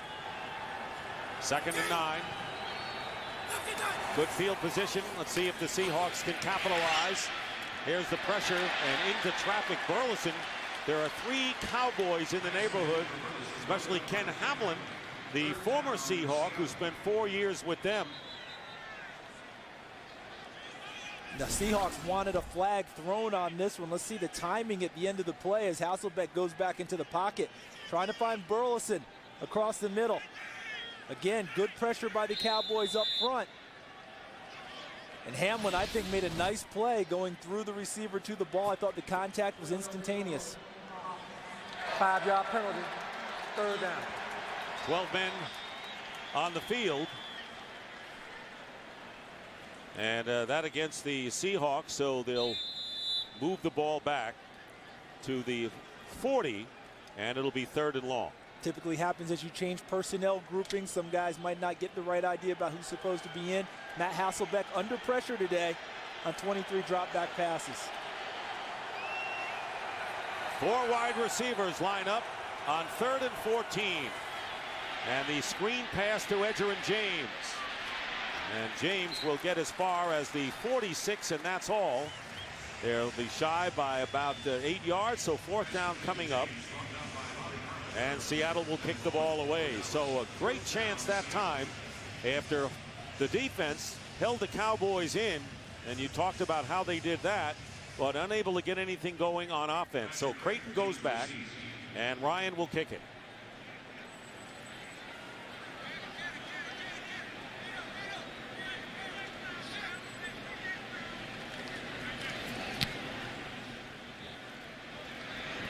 Running up in stride and making the catch is Creighton.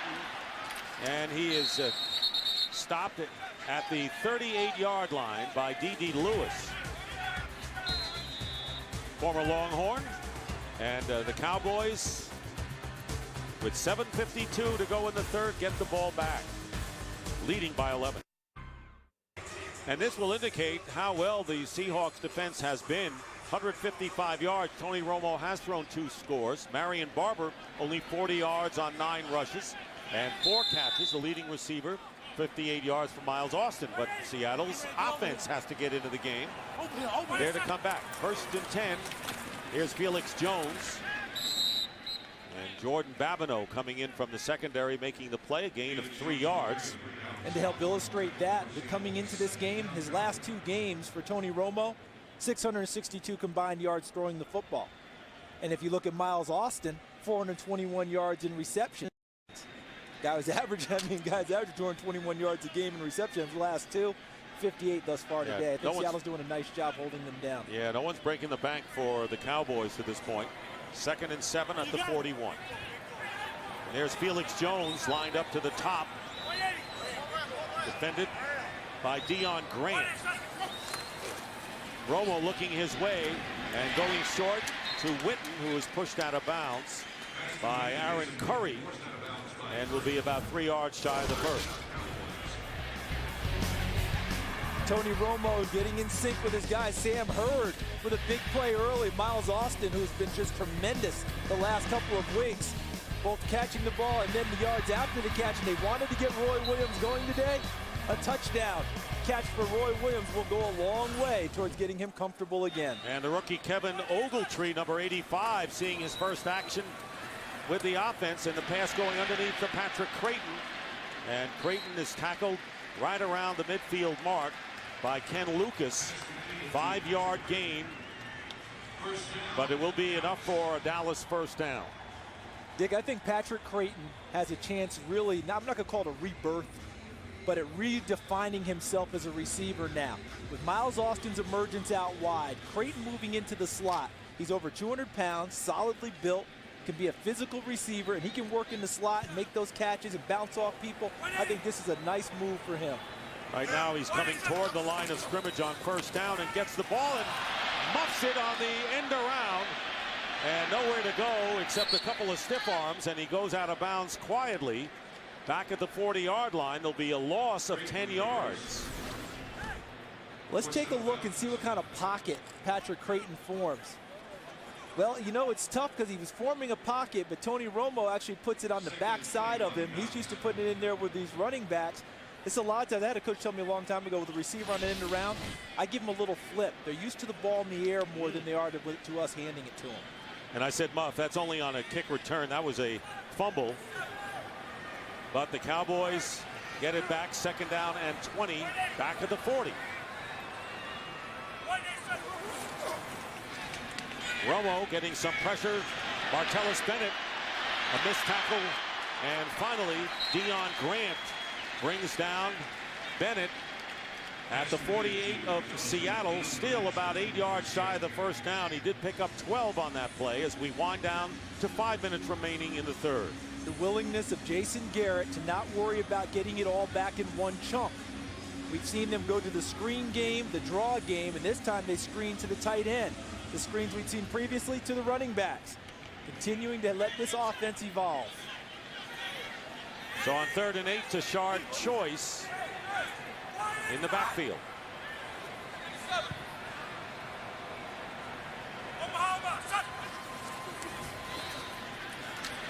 Romo complete to Witten. 1st down inside the 40.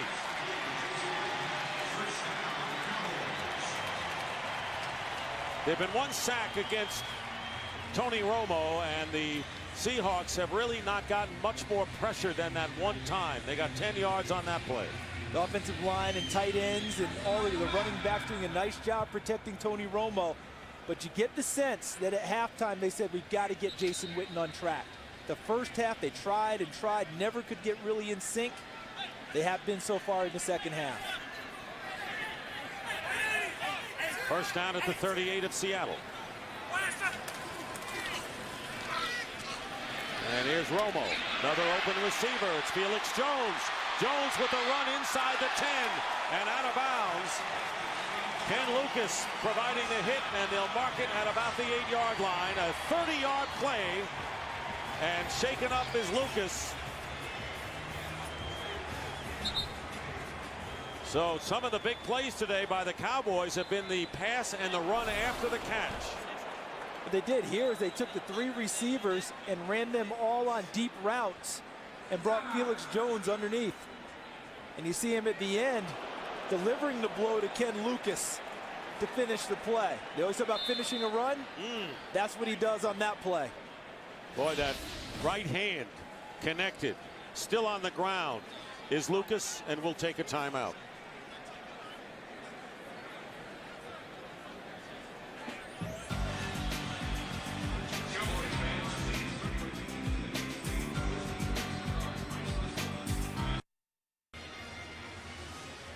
Truly wall-to-wall sports, and it's all on Fox. Continues next with the Vikings-Packers collision. Brett Favre in his first game back in Green Bay in a Viking uniform. Last game he played there was the loss to the Giants in the playoffs a couple of years ago. World Series Game 4 will follow at 8 p.m. with the Yankees leading the Phillies 2-1, and Ken Lucas getting help as he comes off the field. They used Patrick Creighton kind of to run off Ken Lucas. See, Lucas sees the play and comes back to the football. Now he has to try and make the tackle, and Felix Jones has all the momentum running into him. And Marcus Trufant goes in, playing left corner. Josh Wilson goes to right corner. 1st and goal at the 8. And a fade pattern overthrown intended for Williams, and a flag goes down at the 1. Trufant defending Roy Williams this time after having his hands full earlier with Miles Austin. Let's see what the call is. Pass interference, defense, number 23. Automatic, 1st down. Look at what he does, because he goes inside. Tony Romo's throwing the fade. Roy Williams starts with the fade and then comes inside. So Roy Williams gets bailed out, or Tony Romo gets bailed out. Whoever doesn't have the right connection there gets bailed out by the call against Marcus Trufant. That's the 3rd pass interference call against Trufant as he comes off. Questioned a couple of them, but he had both of his hands on Williams there. Marion Barber. And it's a good play by David Hawthorne, the middle linebacker. And a loss of a couple of yards on 1st and goal, so it'll be 2nd and goal from now from the 3. We saw David Hawthorne's first start in the NFL when they played Chicago and Seattle. I believe that was week 3. It's 16 tackles and an interception. So he gained the confidence of his team. If he had to go play again, they knew he would be there. Young man from Corsicana, Texas. You know the first team he played on as a little league player? A team called the Cowboys. Is it? And he was a Cowboy fan. Trufant is back in there. Cowboys 2 for 2 in the red zone for touchdowns.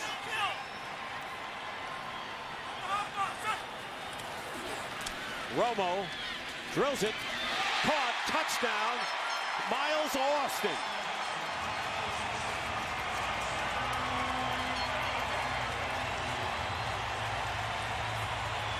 In the last 3 games, Miles Austin has caught 5 touchdown passes. And Romo 6 for 6 on the drive, and the Cowboys increase their lead.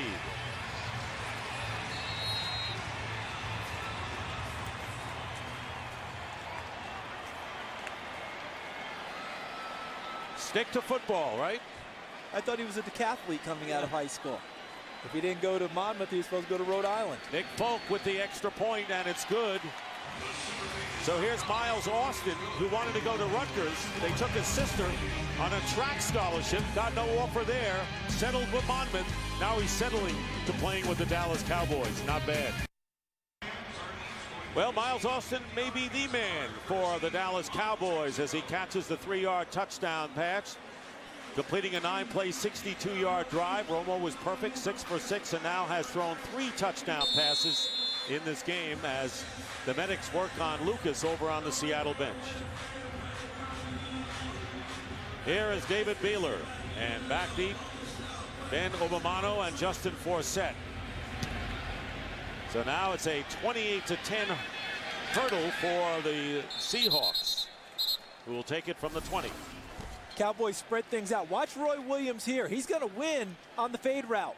But Tony Romo, with just a quick glance, comes back the other way and wants Miles. See, there's the glance. Nope, I don't want that one. I want my new #1 receiver, Miles Austin. Would you think so? Dick, there's no doubt in my mind that the transition is taking place as we watch this game, where Miles Austin is becoming the #1 receiver for the Dallas Cowboys, moving ahead of Roy Williams. He won't say it. He'll just say, I'm the starting Z receiver. Very humble young man. First down from the 20, and Hasselbeck's pass, and Justin Griffith. And there you see Anthony Spencer guarding the fullback out of the backfield and doing a good job in making contact. Anthony Spencer right here. Chips there with John Carlson. Runs out there in the flat with Justin Griffith. Plays the football. You know, they always talk about people, do they have good ball skills or not? Anthony Spencer does it, outside linebacker.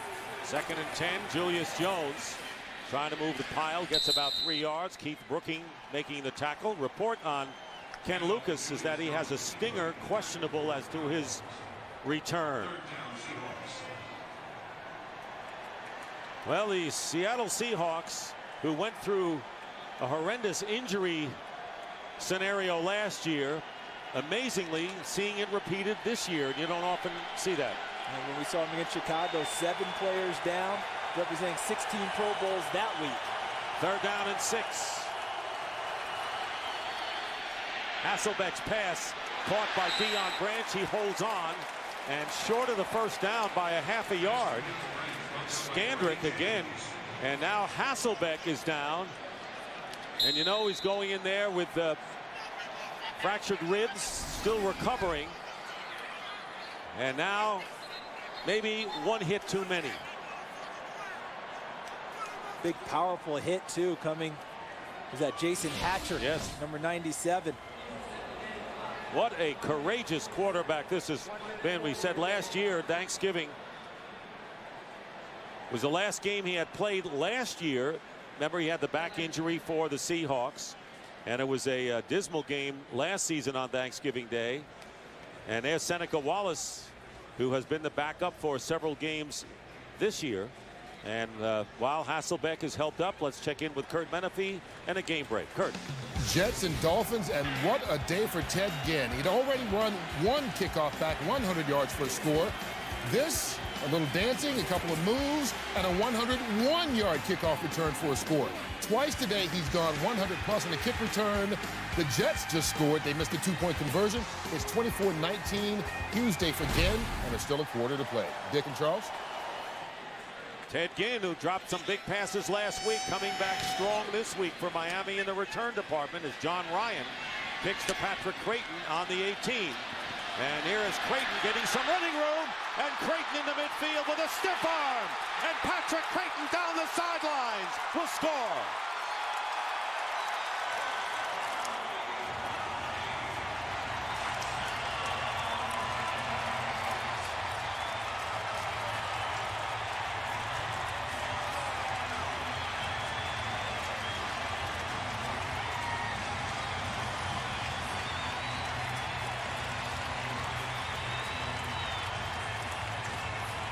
.82-yard return, and does that bring the smiles to Joe DeCamillis?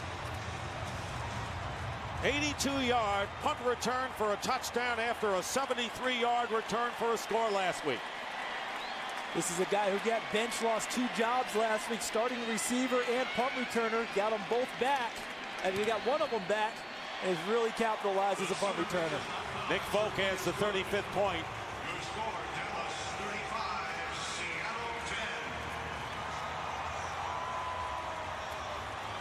And on big returns, it's rarely just the punt returner. Look at what gets set up for him. He makes the one cut, and then once he makes the cut there, now he's got the alley in clear sight. Look at that. Nice by Sam Hurd, 17. He runs through John Ryan's attempted tackle, and after that, all he has to do is not get caught. 2 pretty good weeks for Patrick Creighton, bringing punts back. So the Dallas Cowboys, who did not want to make a mistake in this game against the hurting Seattle Seahawks, and at this point have opened up a big lead with 1:11 to go in the third quarter. And 2 weeks in a row, 82 this week, 72 last week on kick returns for Patrick Creighton. And it's 35-10. And if you're in Jim Morris' skin, you say, what can you do? It's so difficult. They fight and fight and fight, but they're not fighting with all their resources. And there's Hasselbeck giving everyone the encouragement. Good to see him up and moving. David Beeler again kicking off. Forsett and Wilson are back. There's Josh Wilson. And he'll take it out on the 20-yard line. Well, and what's shaping up to be one for the ages, the Fall Classic has been back thus far. Phillies and Yankees split the first 2 exciting games. Game 3, the Bombers were the Bombers, and they powered their way to a 2-1 series lead. Coverage of Game 4 of the World Series will begin tonight at 8 p.m. Eastern, 5 Pacific, in high definition, only on Fox. And CC Sabathia with 3 days rest, and he likes that. 3-1 in postseason against lefty Joe Blanton, who is making his second start. A year ago, won Game 4 against Tampa Bay and hit a home run in the process. We'll see. Should be good. First down catch made by Burleson. And a first down to the 37-yard line for the Seahawks, picking up 17. And how about the courage of Matt Hasselbeck? Right back into the game. When we last saw him, they were taking him off the field. Takes another shot. Big shot. Has to go up and get attention. Right back into the game. His first play. Right back into the pocket and fires it downfield. And still recovering from the broken ribs. He's not 100% by any stretch. First down, quick toss. And they had 2 receivers, Houshmandzadeh and Burleson, in the same area. And Skandrick was able to cover 2 receivers without even moving. Listen, I played high school basketball for my dad. And know what he used to say all the time? It's real easy for a guy to cover 2 guys if they're in the same area. You got to balance this field, balance the floor. In this case, there's no balance. It's almost like they didn't know who was the screen guy and who was supposed to catch the ball. Skandrick never even saw the ball coming. Didn't have to. He was set. Perfect spot. Second down and 10. Pressure, and Hasselbeck goes down, and that's Keith Brooking. So Keith Brooking from Atlanta, big free agent acquisition, second sack of the game and a loss of 7. And one of the reasons Keith Brooking decided to come to Dallas and play, he played under Wade Phillips when Wade Phillips was the defensive coordinator of the Atlanta Falcons. Knew the scheme, knew what Wade Phillips liked to do, and understood this was a spot where he could get a lot done from that position. And Wade Phillips telling us the other day, I knew he was a leader with Atlanta, didn't know if he'd be a leader here. He's been that and more. 3rd down and 17. Here's pressure again, and Hasselbeck goes down, and DeMarcus Ware with his first sack since the announcement of his new deal.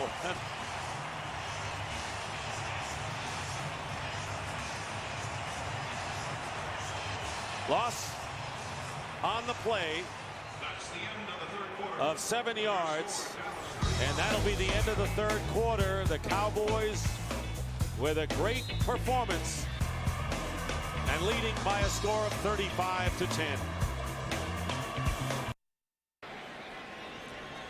And welcome back to Cowboys Stadium in Arlington. Dick Stockton along with Charles Davis. There you see the proponents of a Cowboy 25-point lead as we start the 4th. John Ryan punting. And the ball is going to be downed at the 38-yard line.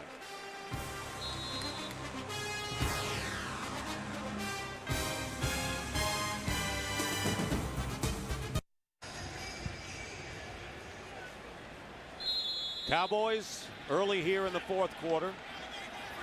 11 seconds in. First down at the 37.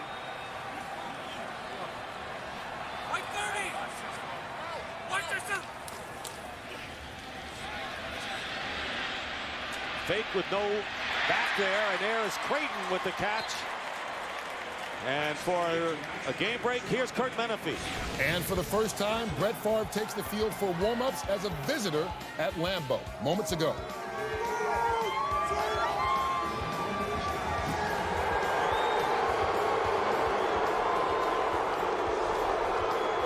And 2 of our doubleheader should be interesting. Dick? Well, you see some applause and you hear a lot of boos, and in the first meeting, the Vikings won 30-23 as it's 1st and 10 after the 17-yard pass to Creighton, and Felix Jones with the carry, and he is hit hard from behind by Brandon Mebane. You know, one of the things when we talked with Jason Garrett, the offense coordinator for the Cowboys, we asked him, what do you like about your offense so far this year? And he says, I like that we've been doing the big things well. You know, we've been aggressive, we've been physical. You know, we've taken care of the football pretty well all season long. He said, now we have to start cleaning up the little things. All those false start penalties, pre-snap penalties, take care of those things, and then he'll be a little more satisfied with his offense. 2nd down and 4. Flozell Adams is out of the game, and Miles Austin on the sideline. Marion Barber is in at running back and gets the call and gets the first down, still going. And Trufant makes the tackle at the 25-yard line. A 15-yard pickup for the Cowboys, who are just rolling here against the Seahawks here at home. I think this is a worn-out Seattle defense. They fought hard all game long, but the offense hasn't been able to pay off a few of the things that they've helped them with. And look at what the offensive line did for the Cowboys. Just makes himself a little small there, getting through the line. And he's able to get it to the 3rd level, the secondary, and finish off the run. Nice job by the big guys up front. Doug Free has gone in for Adams at left tackle. First down. Here's Barber. And he is tripped up after a gain of about 3 on the play. Seahawks took a 3-0 lead on Maury's field goal. Cowboys with a touchdown. Romo has thrown 3 touchdown passes today. But after Hasselbeck hit Deion Branch with a 23-yard score to make it 14-10 Dallas, 21 unanswered points by the Cowboys. And the last score was the 82-yard punt return touchdown for Patrick Creighton, his 2nd in as many weeks. And Austin, with his helmet off, not involved in this series. Power. 180. 2nd down and 7. Fake handoff.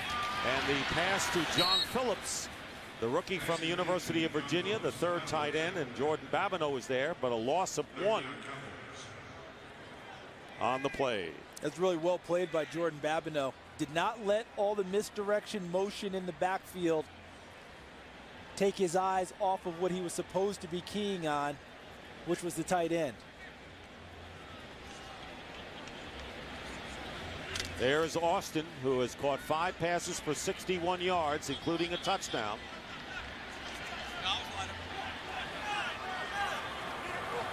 Third down and 7.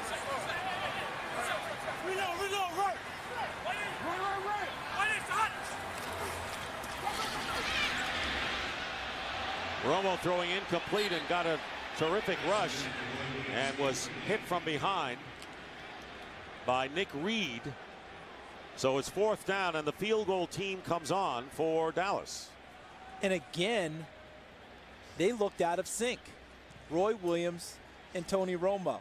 It appeared that Romo was throwing to another spot different than where Roy Williams was ending up in his route. So Nick Folk, who missed a field goal earlier from 48 yards, this will be a 40-yard attempt.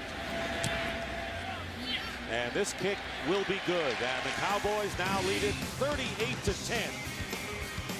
And still plenty of time to go in this one. Cowboys way in front. So here it is, a 38-10 Dallas lead, and yet Tony Romo and Roy Williams not on the same page apparently. And working on it, which is the best part, because even though it's 38-10, they're looking down the road. What's it going to take for us to continue to win football game? What's it going to take for us to be a playoff contender? Well, getting Roy Williams and Tony Romo in sync goes a long way towards making that happen. Beeler kicking off. And it's Forsett, and he keeps it in the end zone for the touchback. We've been talking about the injuries the last couple of years, but what could be worse than losing Walter Jones, who was placed on injured reserve, the 9-time Pro Bowler, Lofa Tatupu, with a chest. He's going to undergo surgery. James Andrews, I believe, in Alabama, and he's helped a lot of people. But 2 key losses for the Seahawks on either side of the ball, even though they just got Hill and Trufant back, but those are big losses. Big loss because Lofa Tatupu is a 3-time Pro Bowler. Marcus Trufant's been to the Pro Bowl once, and Leroy Hill, a longtime starter. First down on the 20, Hasselbeck, who's been hit, had to come off, and off the hand of Hushmanzada, incomplete. So Walter Jones, this past Wednesday, the 13-year veteran, placed on IR, tried to come back from knee surgeries, and his season ended. Played in no games this year. And has missed the 11 last Seahawk games after missing only 8 games previously in his career. 180 starts, 10 playoff games, and he blocked for 8 1,000-yard rushes. What a resume for Walter Jones. Burleson makes the catch, covered by Newman. And they may be shy of the first down, and they are by a yard. And Walter Jones's quarterback did not get hit very much when he was out there at left tackle. I mean, he just absolutely dominated. We talked with DeMarcus Ware before this game and said, hey, where's Walter Jones rank in terms of guys you play? Because he said we didn't even hesitate, the best. And remember, he got 2 sacks against him last year, but he said, I knew he was hurt during that time. Third down and 1. Double tight end formation, Edgerrin James with the first down. And of course, in talking about Walter Jones, DeMarcus Ware said, you know, I knew he was hurt in watching the tape of last year. And the one thing that he had that I was really impressed with was his patience as a left tackle. Being able to sit in there, absorb with the pass rush coming. He said whatever move you threw out there, he was either waiting for it or was ready to counter it. First down.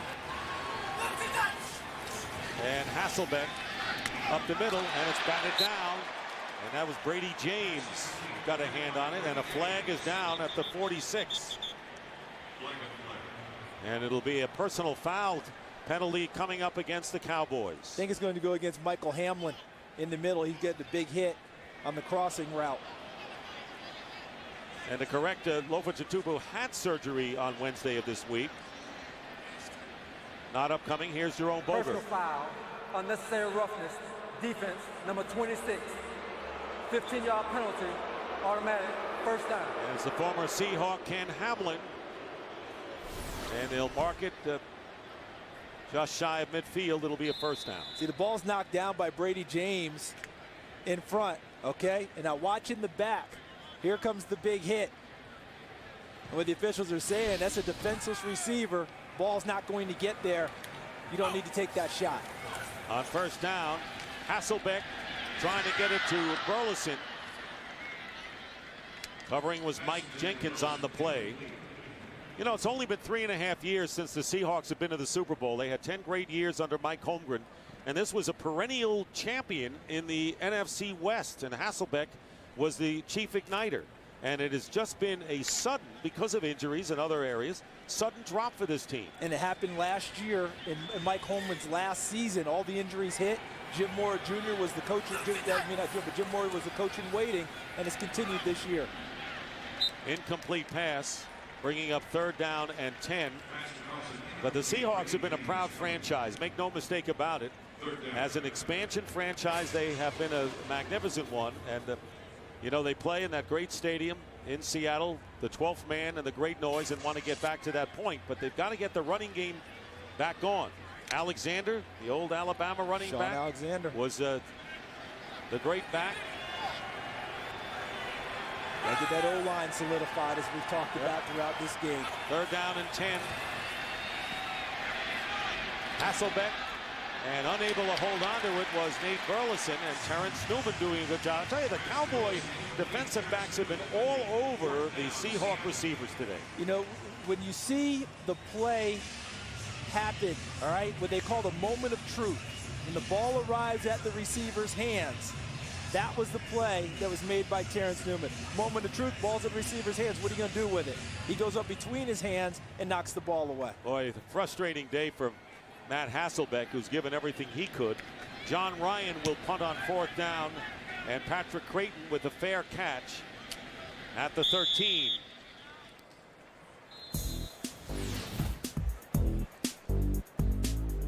Great showing for the Cowboys defensive backs.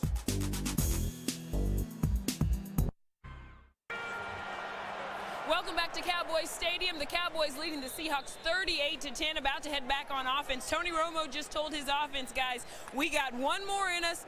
Let's go. Let's see what they got this time. Back to you.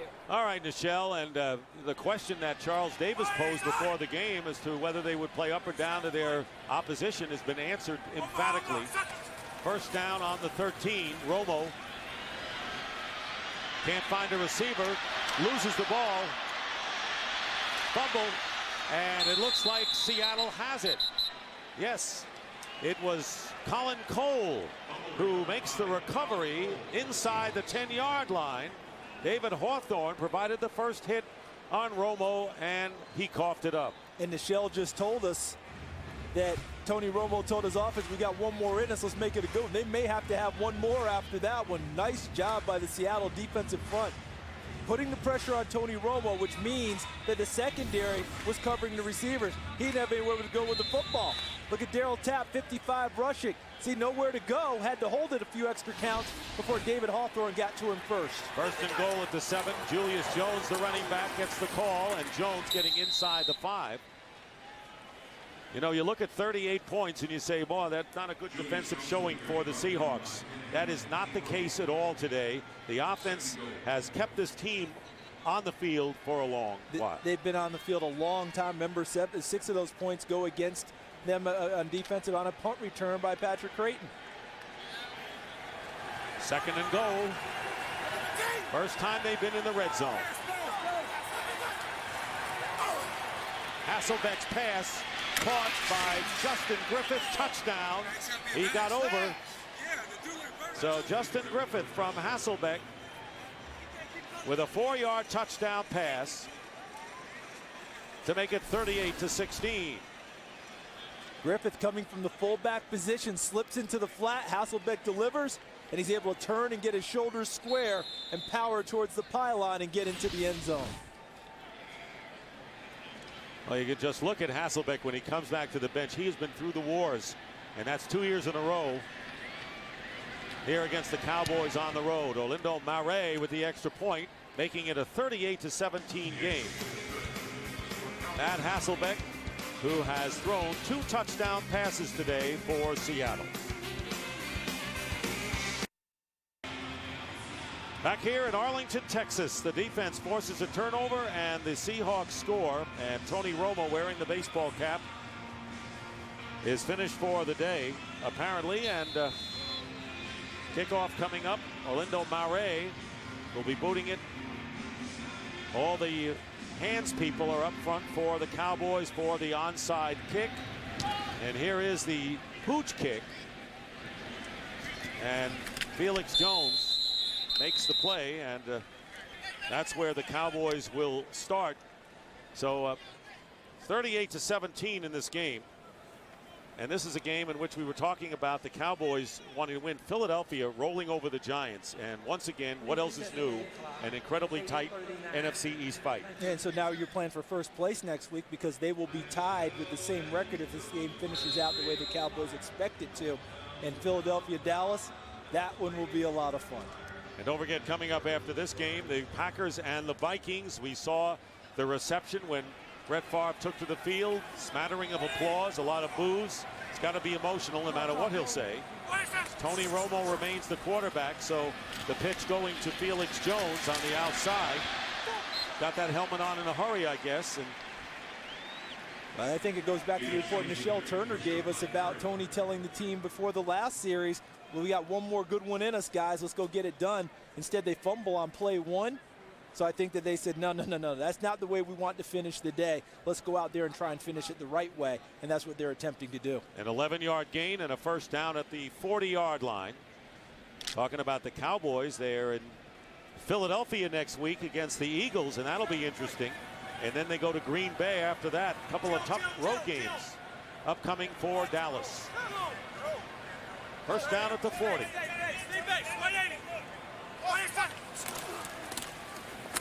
Jones.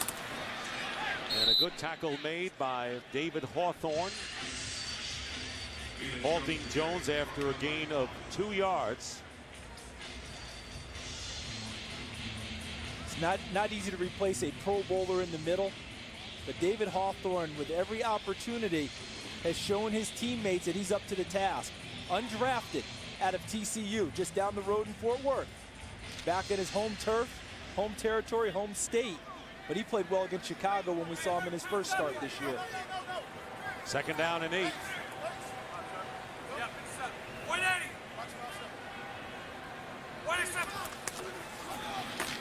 Hand off to Barber. And Barber is stopped for no gain on the play. And let's send it down to Nischelle Turner. Nischelle. Hey, guys, you know, just a little bit ago, you were talking about the timing between Tony Romo and Roy Williams just a little bit off. Well, 2 series ago, Tony Romo spent the entire time on the sideline here talking to Roy Williams, really in his ear, trying to explain some things to him. Roy told me that his relationship with Tony so much better this season. He said it was non-existent last year, 100 times better now. You know what he said, guys? He said, guess what? I actually have his phone number now. I didn't have that before. How about that? Wow. Did he not ask Nischelle? You would think, hey, let's go ahead and exchange phone numbers. We're teammates now. Third down and 10. Wide receiver screen to Kevin Ogletree, and Ogletree with a good run after the catch. Undrafted rookie from the University of Virginia, number 85. He's a good returner as well. And there's a little round of applause from Tony Romo, a 19-yard gain. And the Cowboys with a first down at the 41 of the Seahawks. 10 different players have caught a ball from Tony Romo today. And remember, T.O., give me the ball all the time. Well, they've got a lot of other people who can get the job done. Well, they say they go about 5 deep at the wide receiver position with no real drop-off, and they're all gym rats and like to spend extra time at the facility trying to get in sync and work things out. First down at the 41. Here's Barber. And Barber is tackled by Darryl Tapp. Maybe a loss of 1 on that play.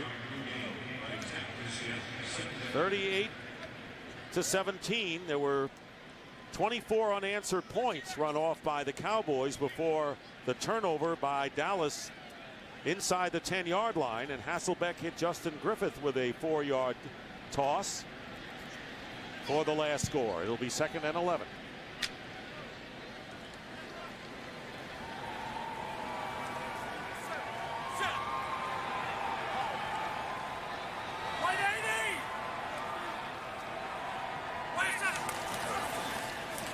Tashard Choice with his first carry of the game, working his way inside the 40, picking up 5 yards with the rookie Aaron Curry making the tackle. The Seahawks next week will play home against the Detroit Lions, who are locked in a tie game right now with the St. Louis Rams.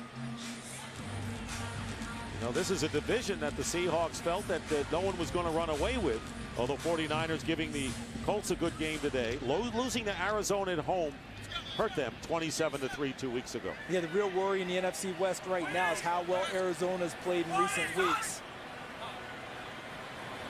Beating the Giants, a huge win last Sunday. 3rd down and 6. Romo's pass knocked away by Jennings. Kelly Jennings on the throw, intended for Roy Williams. So it's 4th down. This is a slant route. And on a slant, if you're going to go inside, you've got to go fight for the football. You've got to use your body, which is one of the things that Roy Williams does best. Get in front of that defensive back and fight him for the football.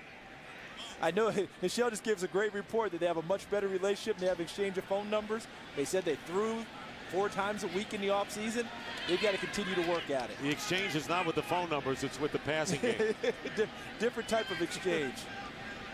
So Matt McBriar will be kicking, and Nate Burleson signals for the fair catch, and he's got it at about the 7-yard line. Coming up next, we're getting closer, the Vikings and the Packers. Brett Favre, 6-1 with 12 touchdowns, only 3 picks. Aaron Rodgers, who has his team at 4-2, pretty good mark there with 11 scores and 2 interceptions. And if they can keep him upright in this game, he hit the deck 8 times in the first game against Minnesota. Jared Allen had 4 sacks himself. Should have a pretty decent ball game if they're able to do that. Green Bay a game and a half behind Minnesota, 1 in the loss column, so this is huge for the Packers to get close. First down with 4:06 to go. Hasselbeck's pass, and it's caught by Houshmandzadeh. So Houshmandzadeh with the catch. That is his 3rd of the game, but not picking up the chunks of yardage he wants to, Charles. Not by any stretch of the imagination. He had over 100 yards receiving against Indianapolis, was upset because he said most of them came in garbage time. Those don't count. 2nd and 4, and another pass to Houshmandzadeh, and he rides Orlando Scandrick on his back and gets another first down out of it to the 24. That was 10 yards. Houshmandzadeh, more to his liking, even though this game has long been decided. Hasselbeck with a screen to Julius Jones. Julius Jones with a head of steam down the sidelines and gets tripped up. Cowboys did have some defenders downfield. And a 31-yard screen pass. And a first down at the 44 of the Cowboys. And Seattle obviously going hurry up here with time dwindling. There's the quick toss. Deion Branch. You wonder where has been the hurry up before this? Well, I think part of it is with the offensive line in such flux, it's hard to run a consistent hurry up offense with your audibles and your changes and your protections as you're running downfield. You almost feel more comfortable with an offensive line trying to get together, that you call the play in the huddle, and maybe, hey, they can talk to each other a little bit more along the line of scrimmage. 2nd and 2.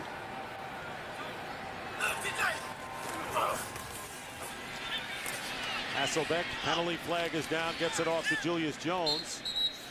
And DeMarcus Ware, as you pointed out, he's got a new contract. Is he comfortable? No way. He says, I got to live up to it right now, and he made a terrific play there, but there's a penalty. Offside, defense, number 94, lining up in the neutral zone, 5-yard penalty. Overzealous. First down. What do you think of that one? Just a little bit. You know, I thought he gave us the best answer of all, though, when we asked about the contract. Do you feel the need to truly live up to this? And he said, I've been giving all I can anyway. I just need to continue to do that. Sounds easy. Hard to do when everyone talks about the contract all the time. First down at the 31. Seahawks in Cowboy territory. Hasselbeck going underneath to Burleson, who loses the ball, and the Cowboys cover up. And they'll get it back.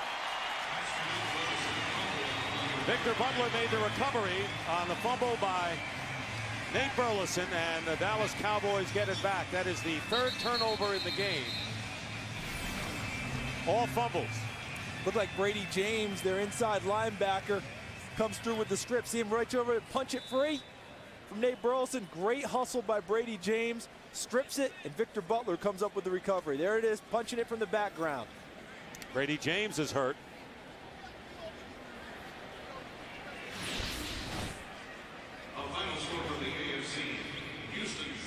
It hurts less after a big play, though, doesn't it? When you make a big play, it doesn't hurt quite as much. So 2 takeaways for the Dallas Cowboys. They had the fewest in the league coming into this one. They have recovered 2 fumbles, capitalized on one of them thus far for a score. Now they have 2:08 to go as James goes to the bench. Appears to be all right. And I think that the move of Wade Phillips last year, partway through the year, to take back defensive play calling and name himself really defensive coordinator all offseason and during this year, that move is truly paying dividends for the Cowboys. Here's Tashard Choice with a couple of yards, and that'll wind down to the 2-minute warning. Tony Romo in the last 3 games, 8 touchdowns, no interceptions. 2-minute warning. We'll be back to Arlington after this. Who is at the line right now with 2 minutes remaining in the game. 2nd down and 8 for the Cowboys. The pitch to Tashard Choice, and he's wrapped up by Leroy Hill. So coming up, Vikings and Packers. And then the World Series, Game 4 between the Yankees and the Phillies. From Philadelphia, the Yankees lead 2-1. CC Sabathia going with 3 days rest. Joe Blanton for the Phillies. Will the Yankees take the commanding lead, or do the Phillies get back in? That'll be tonight at 8 o'clock Eastern in a great afternoon of sports still to come on Fox. And those Phillies fans will be really revved up, don't you think? I mean, look at this Philly-New York weekend. The Philadelphia Eagles winning big over the Giants today. Last night, the Sixers over the Knicks. How about that? How come the Rangers aren't playing the Flyers? Something's wrong. Somebody messed up on the scheduling. Somebody really messed up scheduling there. Short choice. Now, what were you telling me before during the break about the introduction of the team? I was just thinking with the Vikings-Packers today, I think there's no way Brad Childress lets them introduce the Vikings offense today before the game to come out and let Brett get booed one more time. And what happened with Weeb Eubank in Super Bowl III? Super Bowl III, the Jets, Jets Colts, and before the game, the Jets, Weeb Eubank was agonizing, trying to introduce the offense, trying to introduce the defense. What should I do? And Joe Namath piped up and said, why don't you introduce the seniors? Just like in college. Well, Tony Romo, for the first time in his career, will go 3 games without throwing an interception. And the Cowboys, and you mentioned it earlier, this is the 8th time they've gone to 5-2 since Jerry Jones has purchased the team. They've gone to the playoff the previous 7, so that's a good omen. And on the other side, well, the Seahawks now 2-9 after their bye week, and they've won only one of their last 11 outside the Pacific time zone. They need more teams out to play in Oregon, Washington, and California to help Seattle out there. They said no more of this coming Central or East Coast time zone. But I've got breaking news for you, though, Dick. This just in. The St. Louis Rams are going to win their first game of the year. And beat the Detroit Lions. Just gone final. They beat the Detroit Lions. And they visit Seattle next week. Steve Spagnuolo, congratulations. Your first win as an NFL head coach. Matt McBriar will kick it away. And Nate Burleson going back from the 19. And down he goes. We want to thank our outstanding technical crew from Dallas, who have really done marvelous things today and helped bringing this game to you. Thanks to them, our game produced by Fran Morrison, directed by Artie Kempner, Marvin Kale, the technical producer, John Howard, the technical director, audio mixer, Jeff Cohen, the associate director, Wayne Wilson, and the broadcast associate is Yvonne Wagoner. In Los Angeles, our thanks to Scott Ackerson, Bob Levy, Stephanie Medina, Janice Kazaza, Jack Simmons, and Jerry Steinberg. The senior producer of Fox Sports is Bill Brown. The executive producers of Fox Sports are Ed Gorin and David Hill. And thanks up here to our spotter Chris Visser and our statistician Rick Odioso as time runs out, and the Dallas Cowboys win it 38-17 to go to 5-2 on the year, and the Seahawks drop to 2-4, and Tony Romo continues the magic for the Cowboys. So for Charles Davis and Nischelle Turner, Dick Stockton saying so long from Dallas. And now we'll take you to Kurt Menefee in our Fox Network Center.